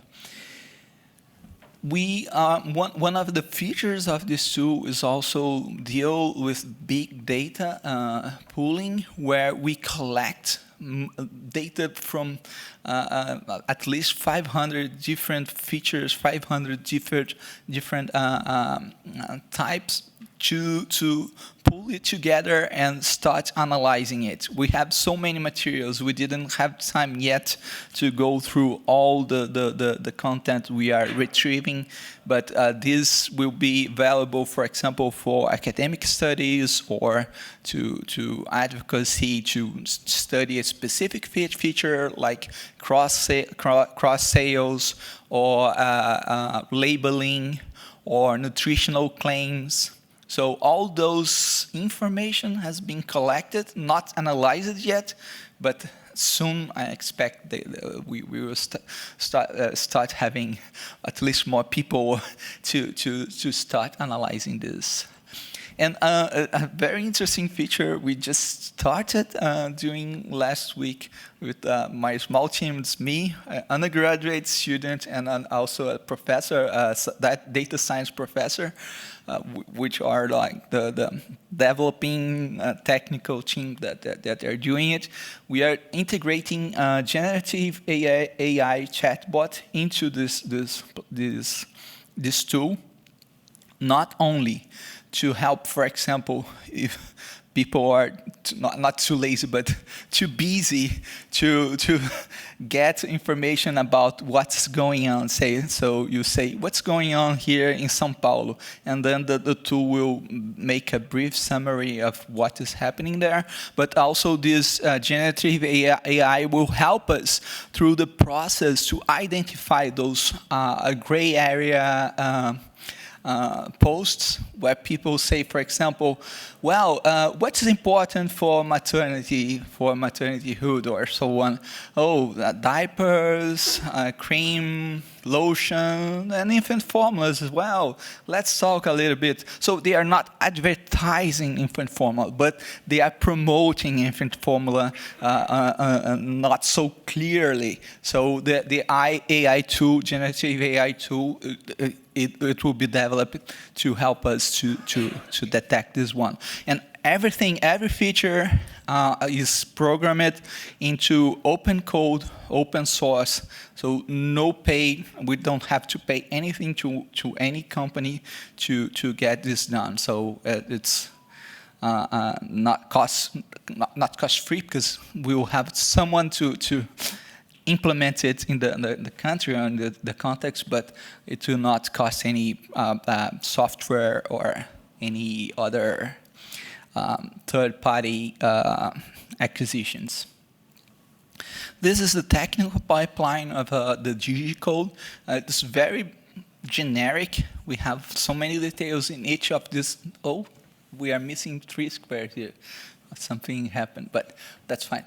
So first, we start configuring the searching terms. For example, providing Anvisa in Brazil is providing a list of infant formulas, of all infant formulas that are commercialized in Brazil. So you list the products you want to monitor.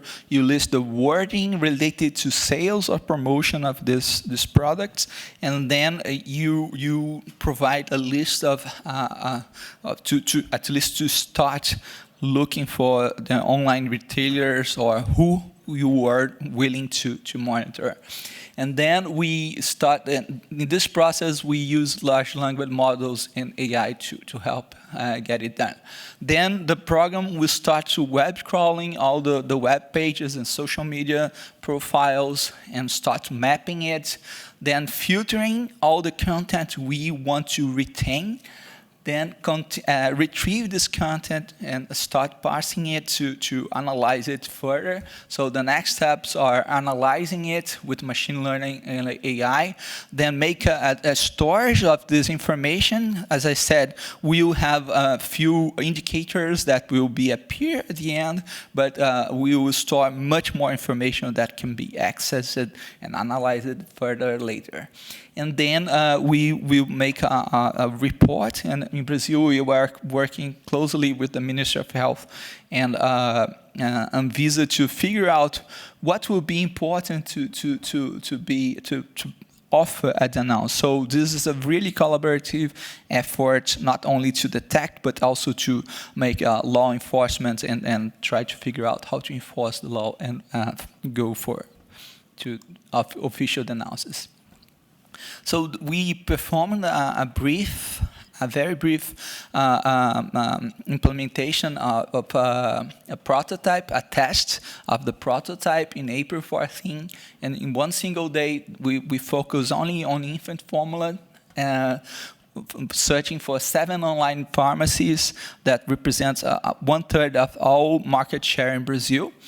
Also, 20 words and phrases listed related to sales and promotions, based on LLM models, large language models, and 17 products and slugs, which stands for pieces of information that are available on online retail stores that help us to crawl and scrape all the information. And at this point, the process was validated by IPFAN and UDEC. And the first finding of one single day of monitoring is we using the keywords at meta ads, looking for meta ads, Instagram, Facebook, and also Messenger. We found 198 advertisements related to these keywords. 19 were specifically related to BMS products.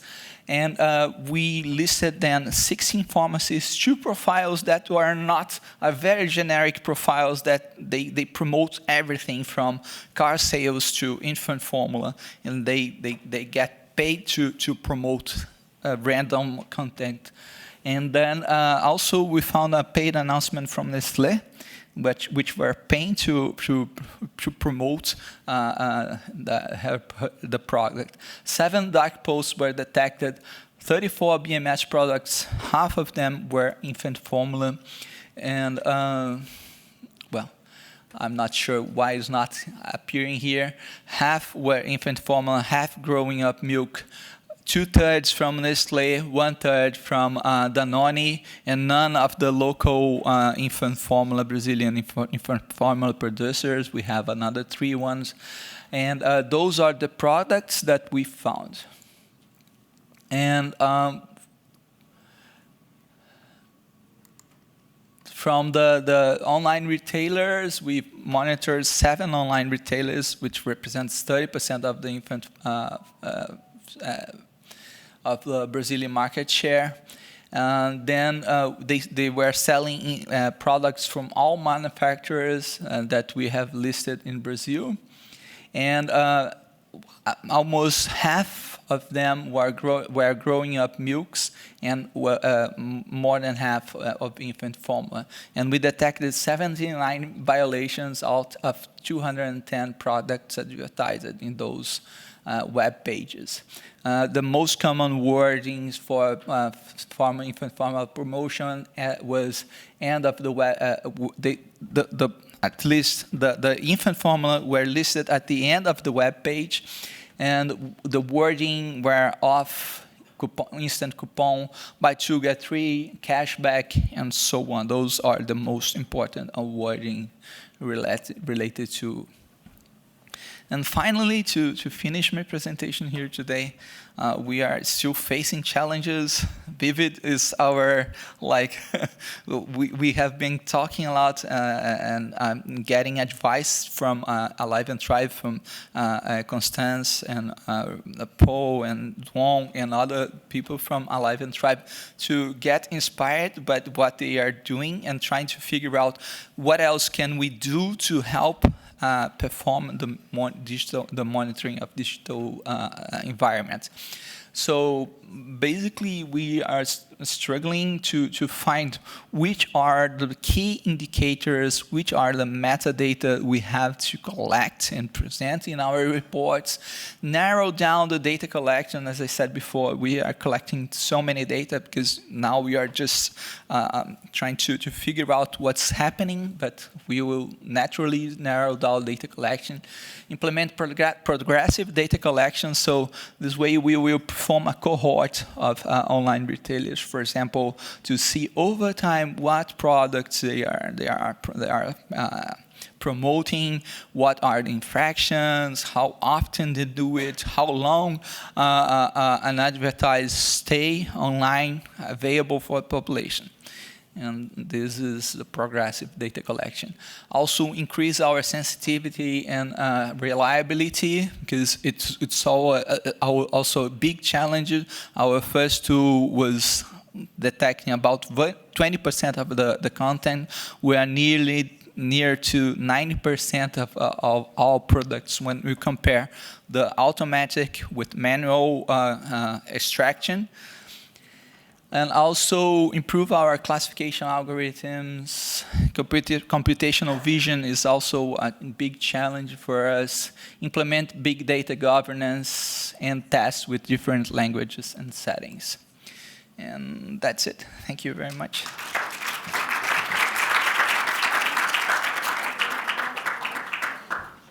So we are running a little bit late, so we need to reorganize. Zoe, I told you something that it's not true anymore, but because of the time.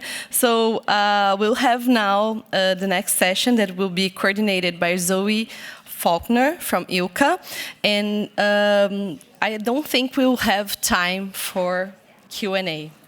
So let's stay without it, but if we have time, I'll let you know, okay, Zoe? Please.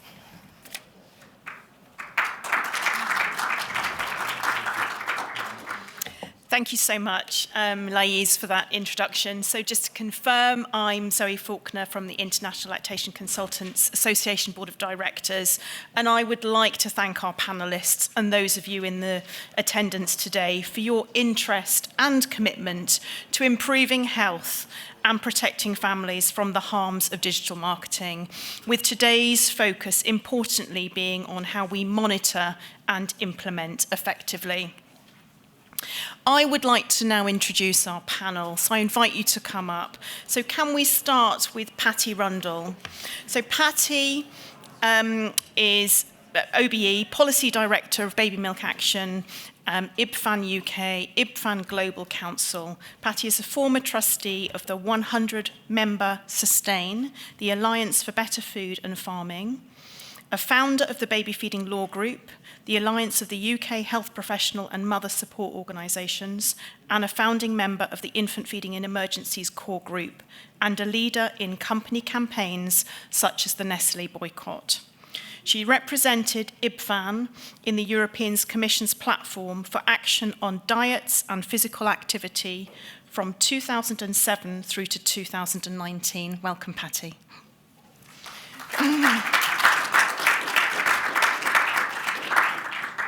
I would now like to introduce Maru Barrero, Senior Nutritional Advisor, Food Systems for Children, UNICEF.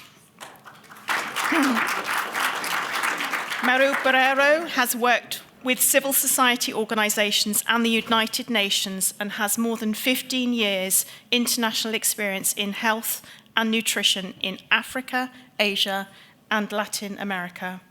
Maru's work focuses on strengthening public policies to prevent the triple burden of malnutrition, especially food-based policies to transform Food Systems for Children.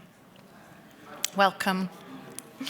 I'd now like to introduce Veronica Karojo, Director of Nutrition and Dietetic Services from the Ministry of Health of Kenya.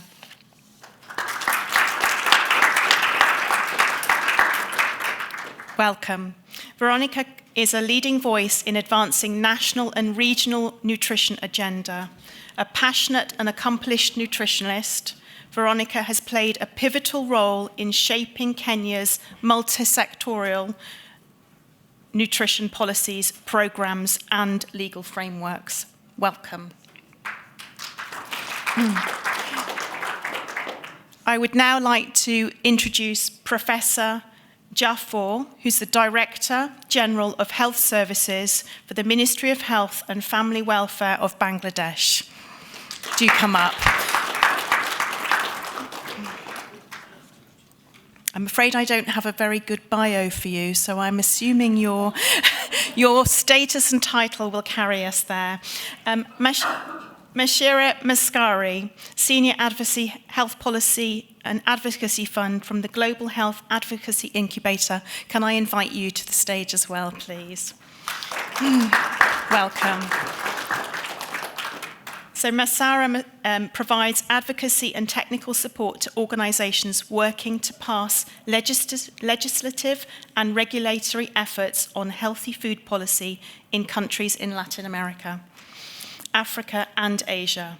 She has advocacy experience on topics ranging from marketing restrictions, front-of-pack labelling, SSB taxes, school food policy, industry interference, and food systems governance. So we have a very eminent panel here with us today. So I'm going to start this session with a question that I'm going to address to you all, which is really, what approaches do you think are most effective in mobilising political leadership and building momentum to prioritise regulation of digital marketing of breast milk substitutes in national or global agendas? Would anyone like to go first? Do take a mic, please. Yeah. You go first. Yeah. I will. Thank you. Thank you very much. I'll try to be very brief as we are running a bit out of time. But I think we have now a fantastic momentum.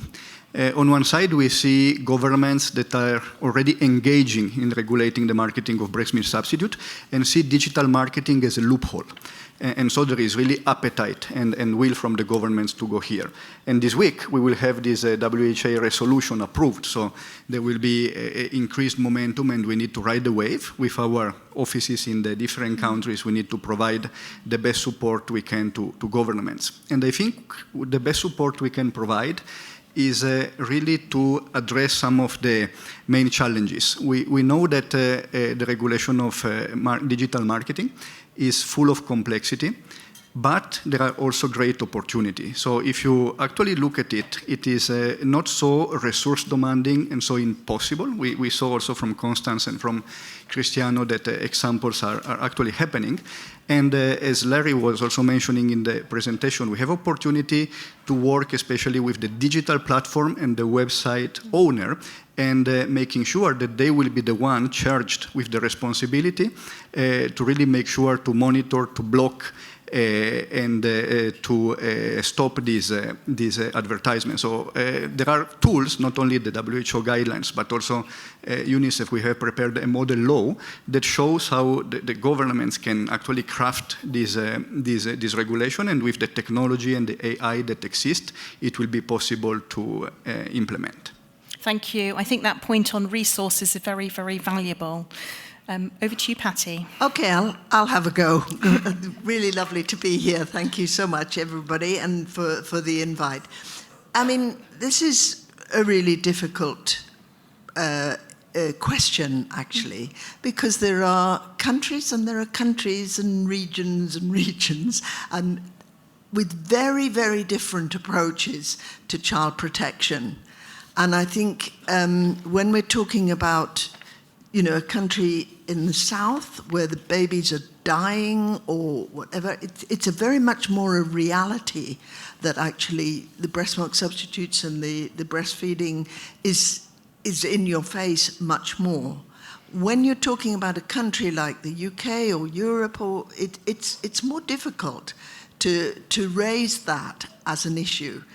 But you do have the population in countries where they understand or have signed up to a Convention on the Rights of the Child, and not all countries have, of course, but where you have that, you have a population which is asking for child protection. In the UK, it's more about awful things coming in on internet and abusing children for sexuality or whatever it is. And those things, I think, can be extended.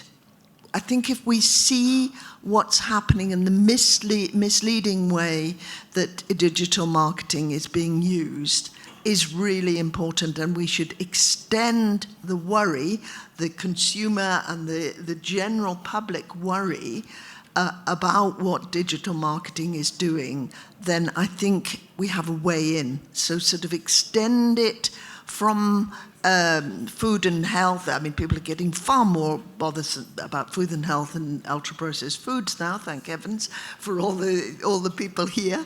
But you also have, you can extend that and start talking about disinformation. Let's do it that way.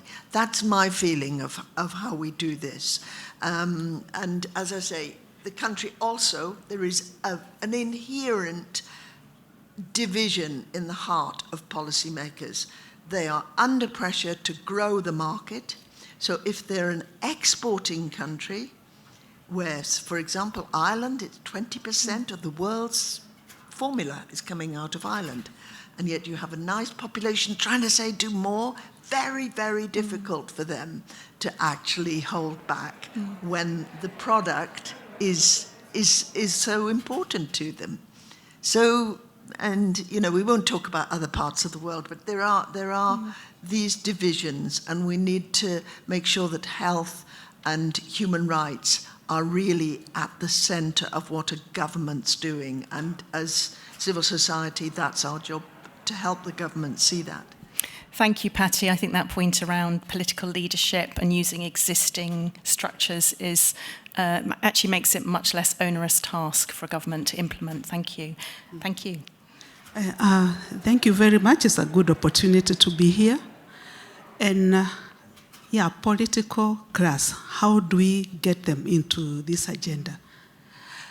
For me, I think, the language the political class understand, it's more from the human rights issue, from the economic, implication of an intervention. And therefore, it will be important that breastfeeding protection is packaged as a human right when we are talking to the political class, and also, stating in terms of the investment in breastfeeding, how much return it will bring, or what is the cost of inaction. If I can share an example for Kenya, when we were doing the regulations on breast milk substitute in 2021, what really interested the legislator into the business is just mentioning that as a country, cost of inaction, when we are looking at child under nutrition, it's costing 7% of the gross domestic product. And, that really carried the day. The other thing is that, yes, this trade versus public health goal, but we know that public health goal take precedence. So having the evidence right in terms of the public health goal, and of course what I've said, the cost of inaction, really is what will make the legislator support the momentum. That statistic of 7% GDP is pretty powerful, isn't it? Very compelling. Thank you very much. Could we now hear from Professor Jaffor? Would you like to take the mic? Thank you, dear moderator, my respected colleagues and partners and friends. It is indeed a great pleasure and honor for me to be here on this special discussion on the actually protecting and monitoring the digital marketing of breast feeding substitutes and formula feedings.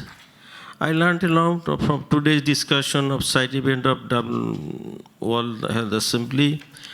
Actually, I must wish to share that what is Bangladesh thinking about regarding other countries of developing and underdeveloped countries. Actually, I am very much hopeful from today's discussion that everything we are discussing and thinking properly to combat the actually digital marketing.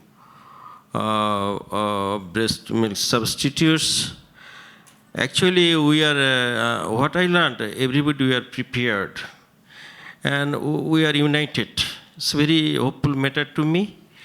Bangladesh also thinking about the monitoring and preventing and combating the fighting the actually digital marketing. But we are some constant. We are very much weak. We have very limited weapon. We are actually financially we are actually weak. So I am very much hopeful that I am not alone. We are all together on the platform. We wish to fight. And what I learned, actually the marketing agencies are technically actually they are digitalized, highly advanced. I also learned we are thinking to face the marketing system with our strongest weapon, digitalized weapon. What we observed, and we are thinking about the artificial intelligence and also. So, but technically, their approach is very much attractive. Actually, they actually easily motivate the general people, even. If you and me observe their advertisement with close eye, even we may motivate it. So we must be actually open-eyed. We must think that this is we are thinking about the protection of our child and infant, their future health. That is very much, we are parents. So our thinking is very much empathical. So it is, I think this is time-honored discussion, and our attention should be empathical, and our approach should be attempt should be highly digitalized. And I think we are already prepared for this, and we are also combating the situation by ethical and regulatory system to combat the violation of human rights. But very important thing is that we are actually thinking under nutrition of our child.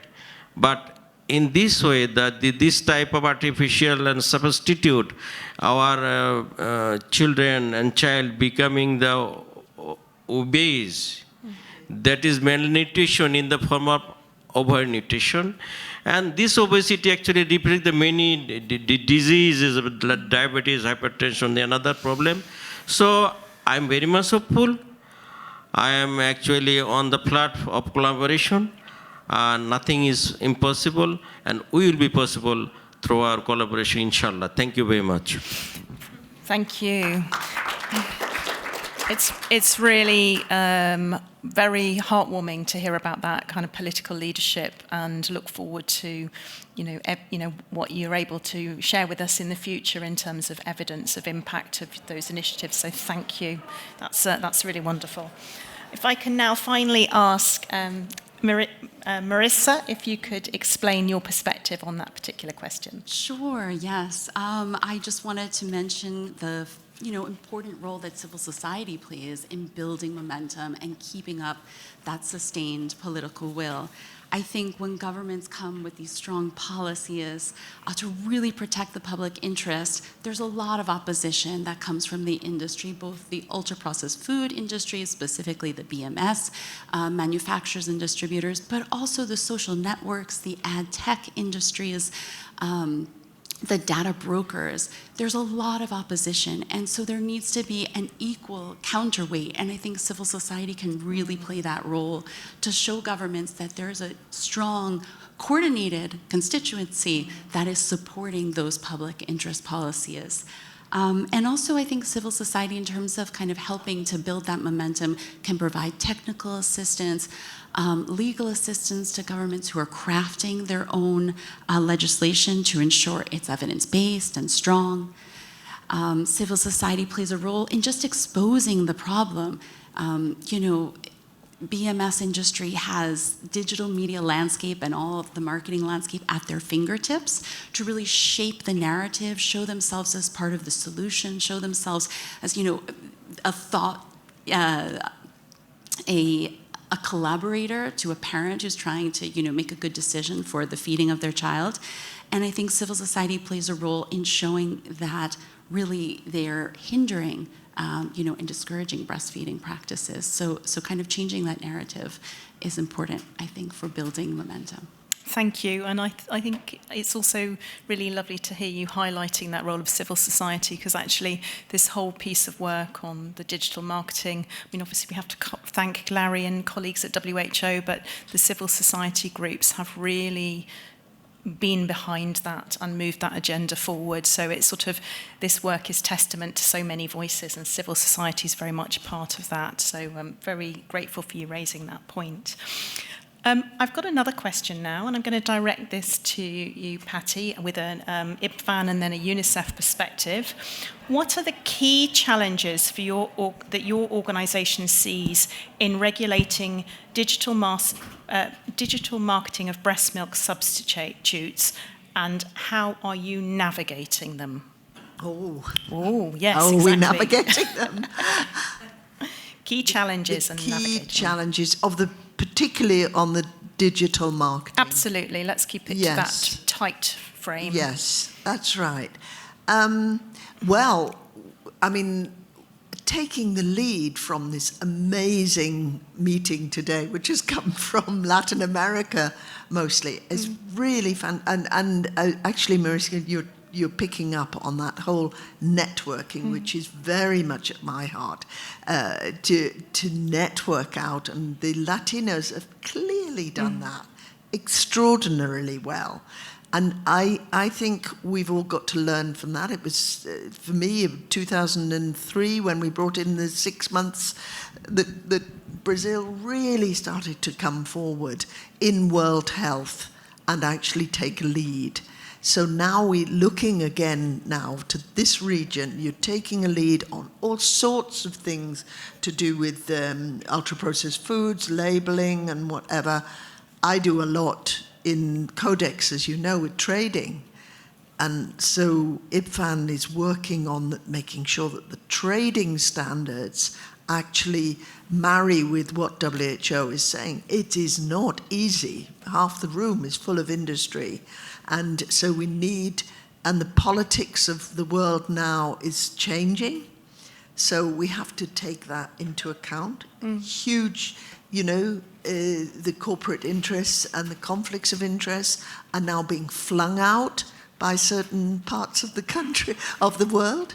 So we need to be saying these things really clearly and strongly, getting WHO to actually hang on in there with saying what's important in terms of conflicts of interest, because that's at the root of what happens with policies in laws. If you can't adopt a law.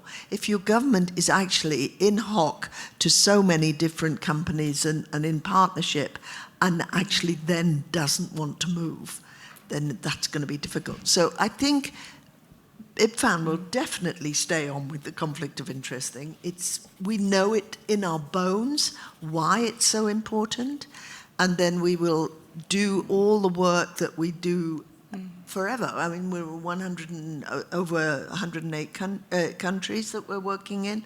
So we've got to sort of keep on in there, finding out when laws are happening and actually getting in there and making sure that the governments know that we're there and that they can get advice. And for that, we look to UNICEF. I mean, UNICEF and WHO have been massively great in the last few years. It's really made a difference. But I think it's gone hand in hand with a realization about how conflicts of interest really matter. They've all improved their policies.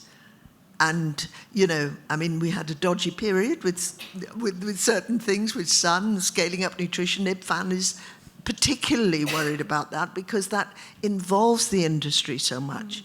But actually, we're seeing a much better, you know, sort of response to the problems now. So I'm quite hopeful. I think there's a momentum, and I think this type of meeting and the attention that's being brought to it, I hope that we can do it. God knows whether we can, but we can but try. Thank you, Patty. That point around accountability, and again, for the second time, we're hearing about the challenge between public health and trade and what that generates on a political level. So over to UNICEF. Yes, we can, and we will. Yeah, no, I would like to go in the same direction because also from UNICEF's perspective, really the main barrier to implement digital marketing regulation is the same core driver that is actually the main determinant of our broken food systems. The food system that shape what children are eating, including what infants are eating, and they are broken because they are driven by profit. And they are not driven by the best interest of the child, by nutrition, by public health interest. So at the core, at the bottom of this narrative, we have really the corporate influence that is interfering in policies. And we did survey, we did research, we worked with governments, and 70% of governments who were part of one of our survey told us that the main issue in advancing regulation was really the lobbying of the food and beverage industry. Not all the food and beverage industry, but a subset of this food and beverage industry. So the challenge is how we make sure that the food and beverage industry becomes a force for good. And the way is regulation, and it is policy that are legally binding. And in UNICEF, we have developed a lot of resources. We have a clear position paper about how we engage with the food and beverage industry. And the first objective for us is to support governments to deal with the interference and the conflict of interest, and to make sure that these don't find space in policy making.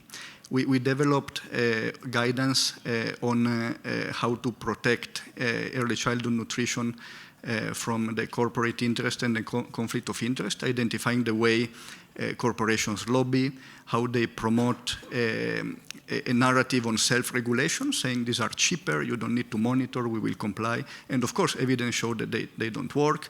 How they say, you know, today there is less funding, so we will help you with research, we will take care of the training of the health workers, etc. So these are the common narrative that are there. And we have developed a very interesting paper with all the key arguments used by the governments and all the legal response to each of those arguments that is being very, very useful. So we need to come prepared, because they are very prepared to make their argument, to use the argument of economic loss. If you regulate the digital marketing, the economy will lose. No, your pockets as a corporation will lose money, but let's say the impact on the economic will be mainly on the shoulders of government for the cost in healthcare, etc. So I think it is important to continue to be prepared, and important to lead by example. We see a lot of agencies that are going in the direction, but we also see some agencies that are making programs and partnership with Nestlé.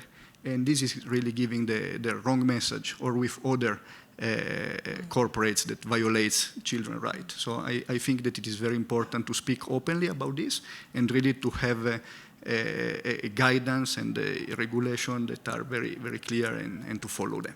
Thank you so much for those really real-world examples of kind of policy guidance through those documents you've described. Really, really valuable resource for governments to address that conflict of interest and, corporate engagement in health. So thank you very much. I'm going to move on now to address the question to the representatives from Bangladesh and Kenya. What I would like to ask you both is the WHO guidance highlights the importance of comprehensive legal frameworks, monitoring systems, and accountability mechanisms. From your perspective, which of these regulatory elements is most urgent or feasible to advance in your context, and why? And if I could address that to you first, that would be wonderful. Veronica. Okay, thank you. Kenya, we did adopt the Kenya Breast Milk Substitute Act in 2012. Yep. And as we implemented, we found that we're having some challenges in implementing some of the articles in the Act. And this made us draft the regulations, which were published in 2021, and they prescribed how certain clauses of the Act should be implemented.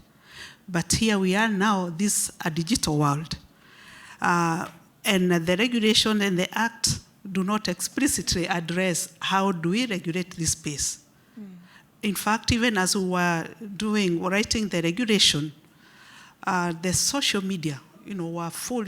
It's like the industry were really using the social media to really antagonize what the government was doing, including the TikTok. You'd find, influencers advertising, and here we are. We don't have a law that we can pin down, and therefore, for us, we really welcome the WHO guidance, and so the opportunity we are seeing as a country is that quickly revise or amend our Act to be able to include now the regulations around digital marketing.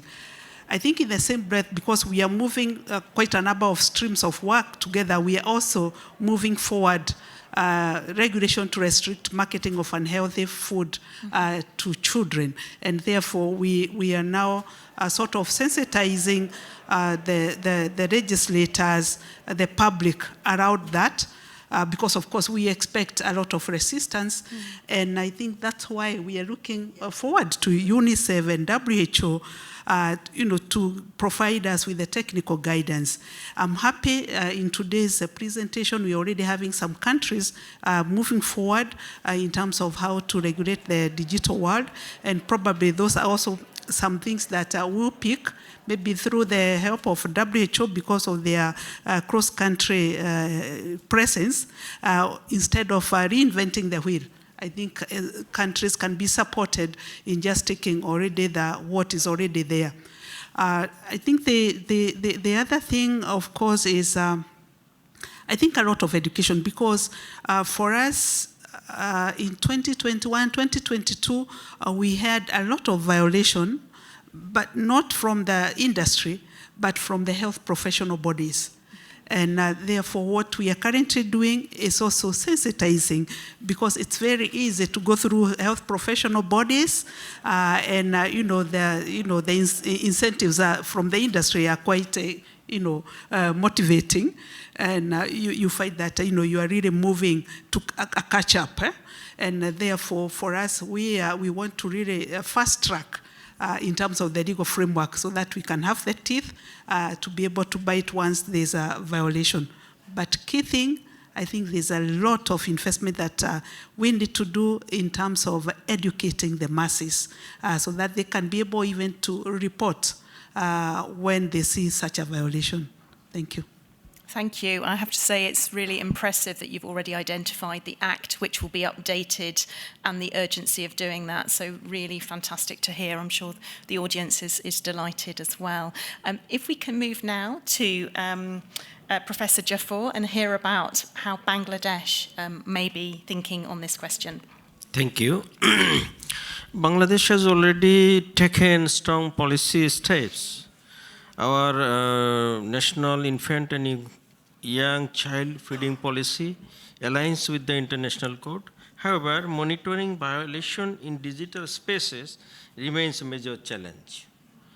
As because due to limited technical capacities, lack of cross-border regulations, and evolving promotional tactics, actually.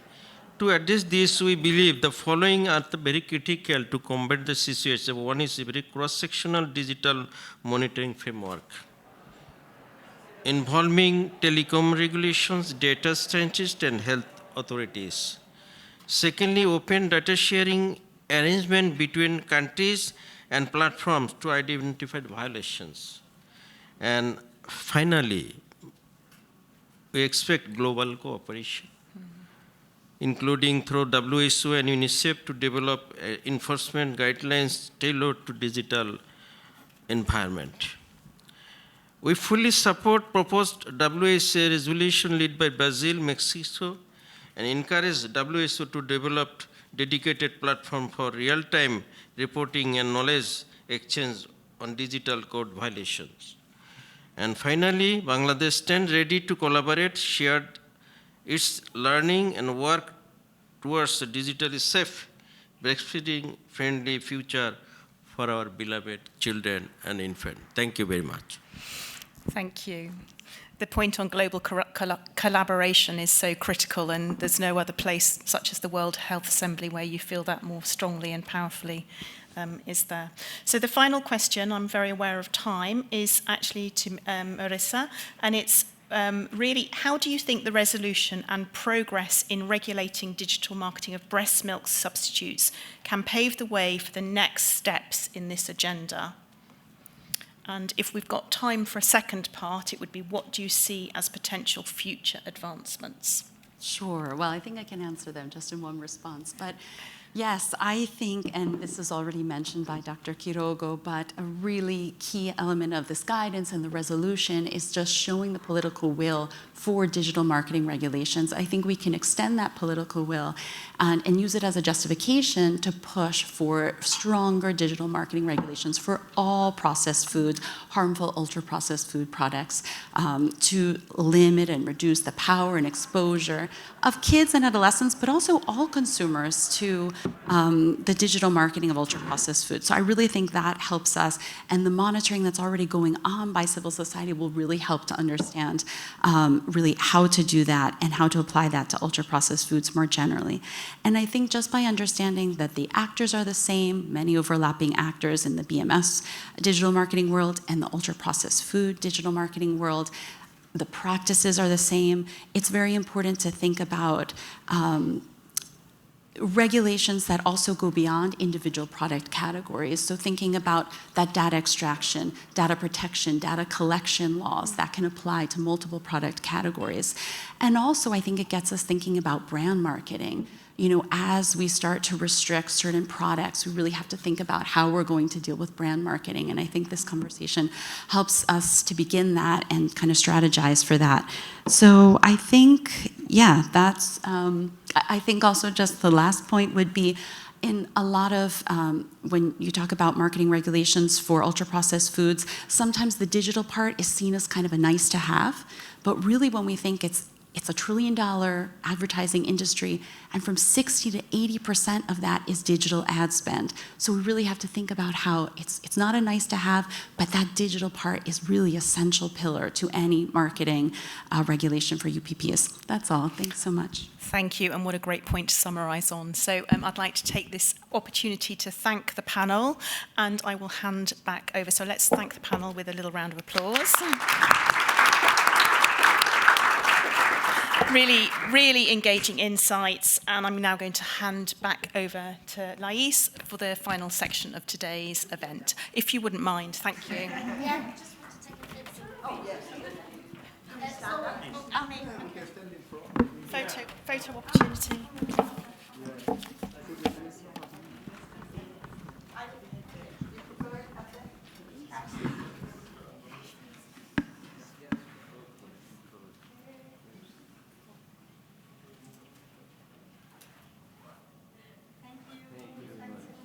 Thank you very much.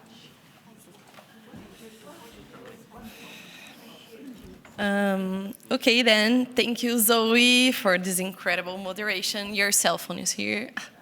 Zoe.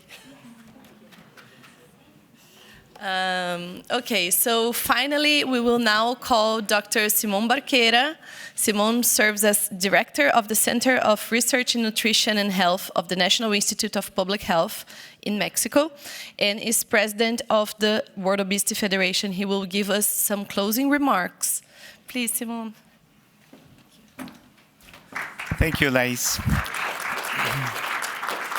Well, I think we have learned very important concepts and very complete symposium, so I am only going to take a couple of minutes. I want to say that the huge pandemic that we are facing of non-communicable chronic disease has deep roots on early malnutrition, and we know that this is very related to a lack of proper breastfeeding practices, and this has to do with this type of problems of corporations trying to push the market of BMS. We heard the support that governments such as Brazil, Mexico, and Norway are placing in this resolution, and we are very happy that after 3 years of intense work of these countries, but particularly from civil society organizations like IPFAN and all the ones that are mentioned there, is finally passing. So congratulations to IPFAN, Colansa, Alsana, WOF, Fiocruz, and also to the agencies like UNICEF and WHO that do a wonderful work to support these activities. We also saw the complexity of characterizing, evaluating, and monitoring, and even regulating this type of loopholes that can allow these corporations to market their products. So we really need to work hard on that. And I will finally would like to say that it's a huge challenge. You saw how concerned was the Ministry of Brazil of their breastfeeding exclusive breastfeeding rate in babies younger than 6 months, that is of 45%, and as the ambassador of Mexico mentioned, Mexico has 34. So we are really one of the countries in Latin America that has to do a very strong work on that. So I just want to close this by saying, let's keep working. Let's try to keep working together, evaluating, monitoring, researching, advocating, and promoting accountability to reduce this problem of digital marketing of breast milk substitutes. Thank you very much.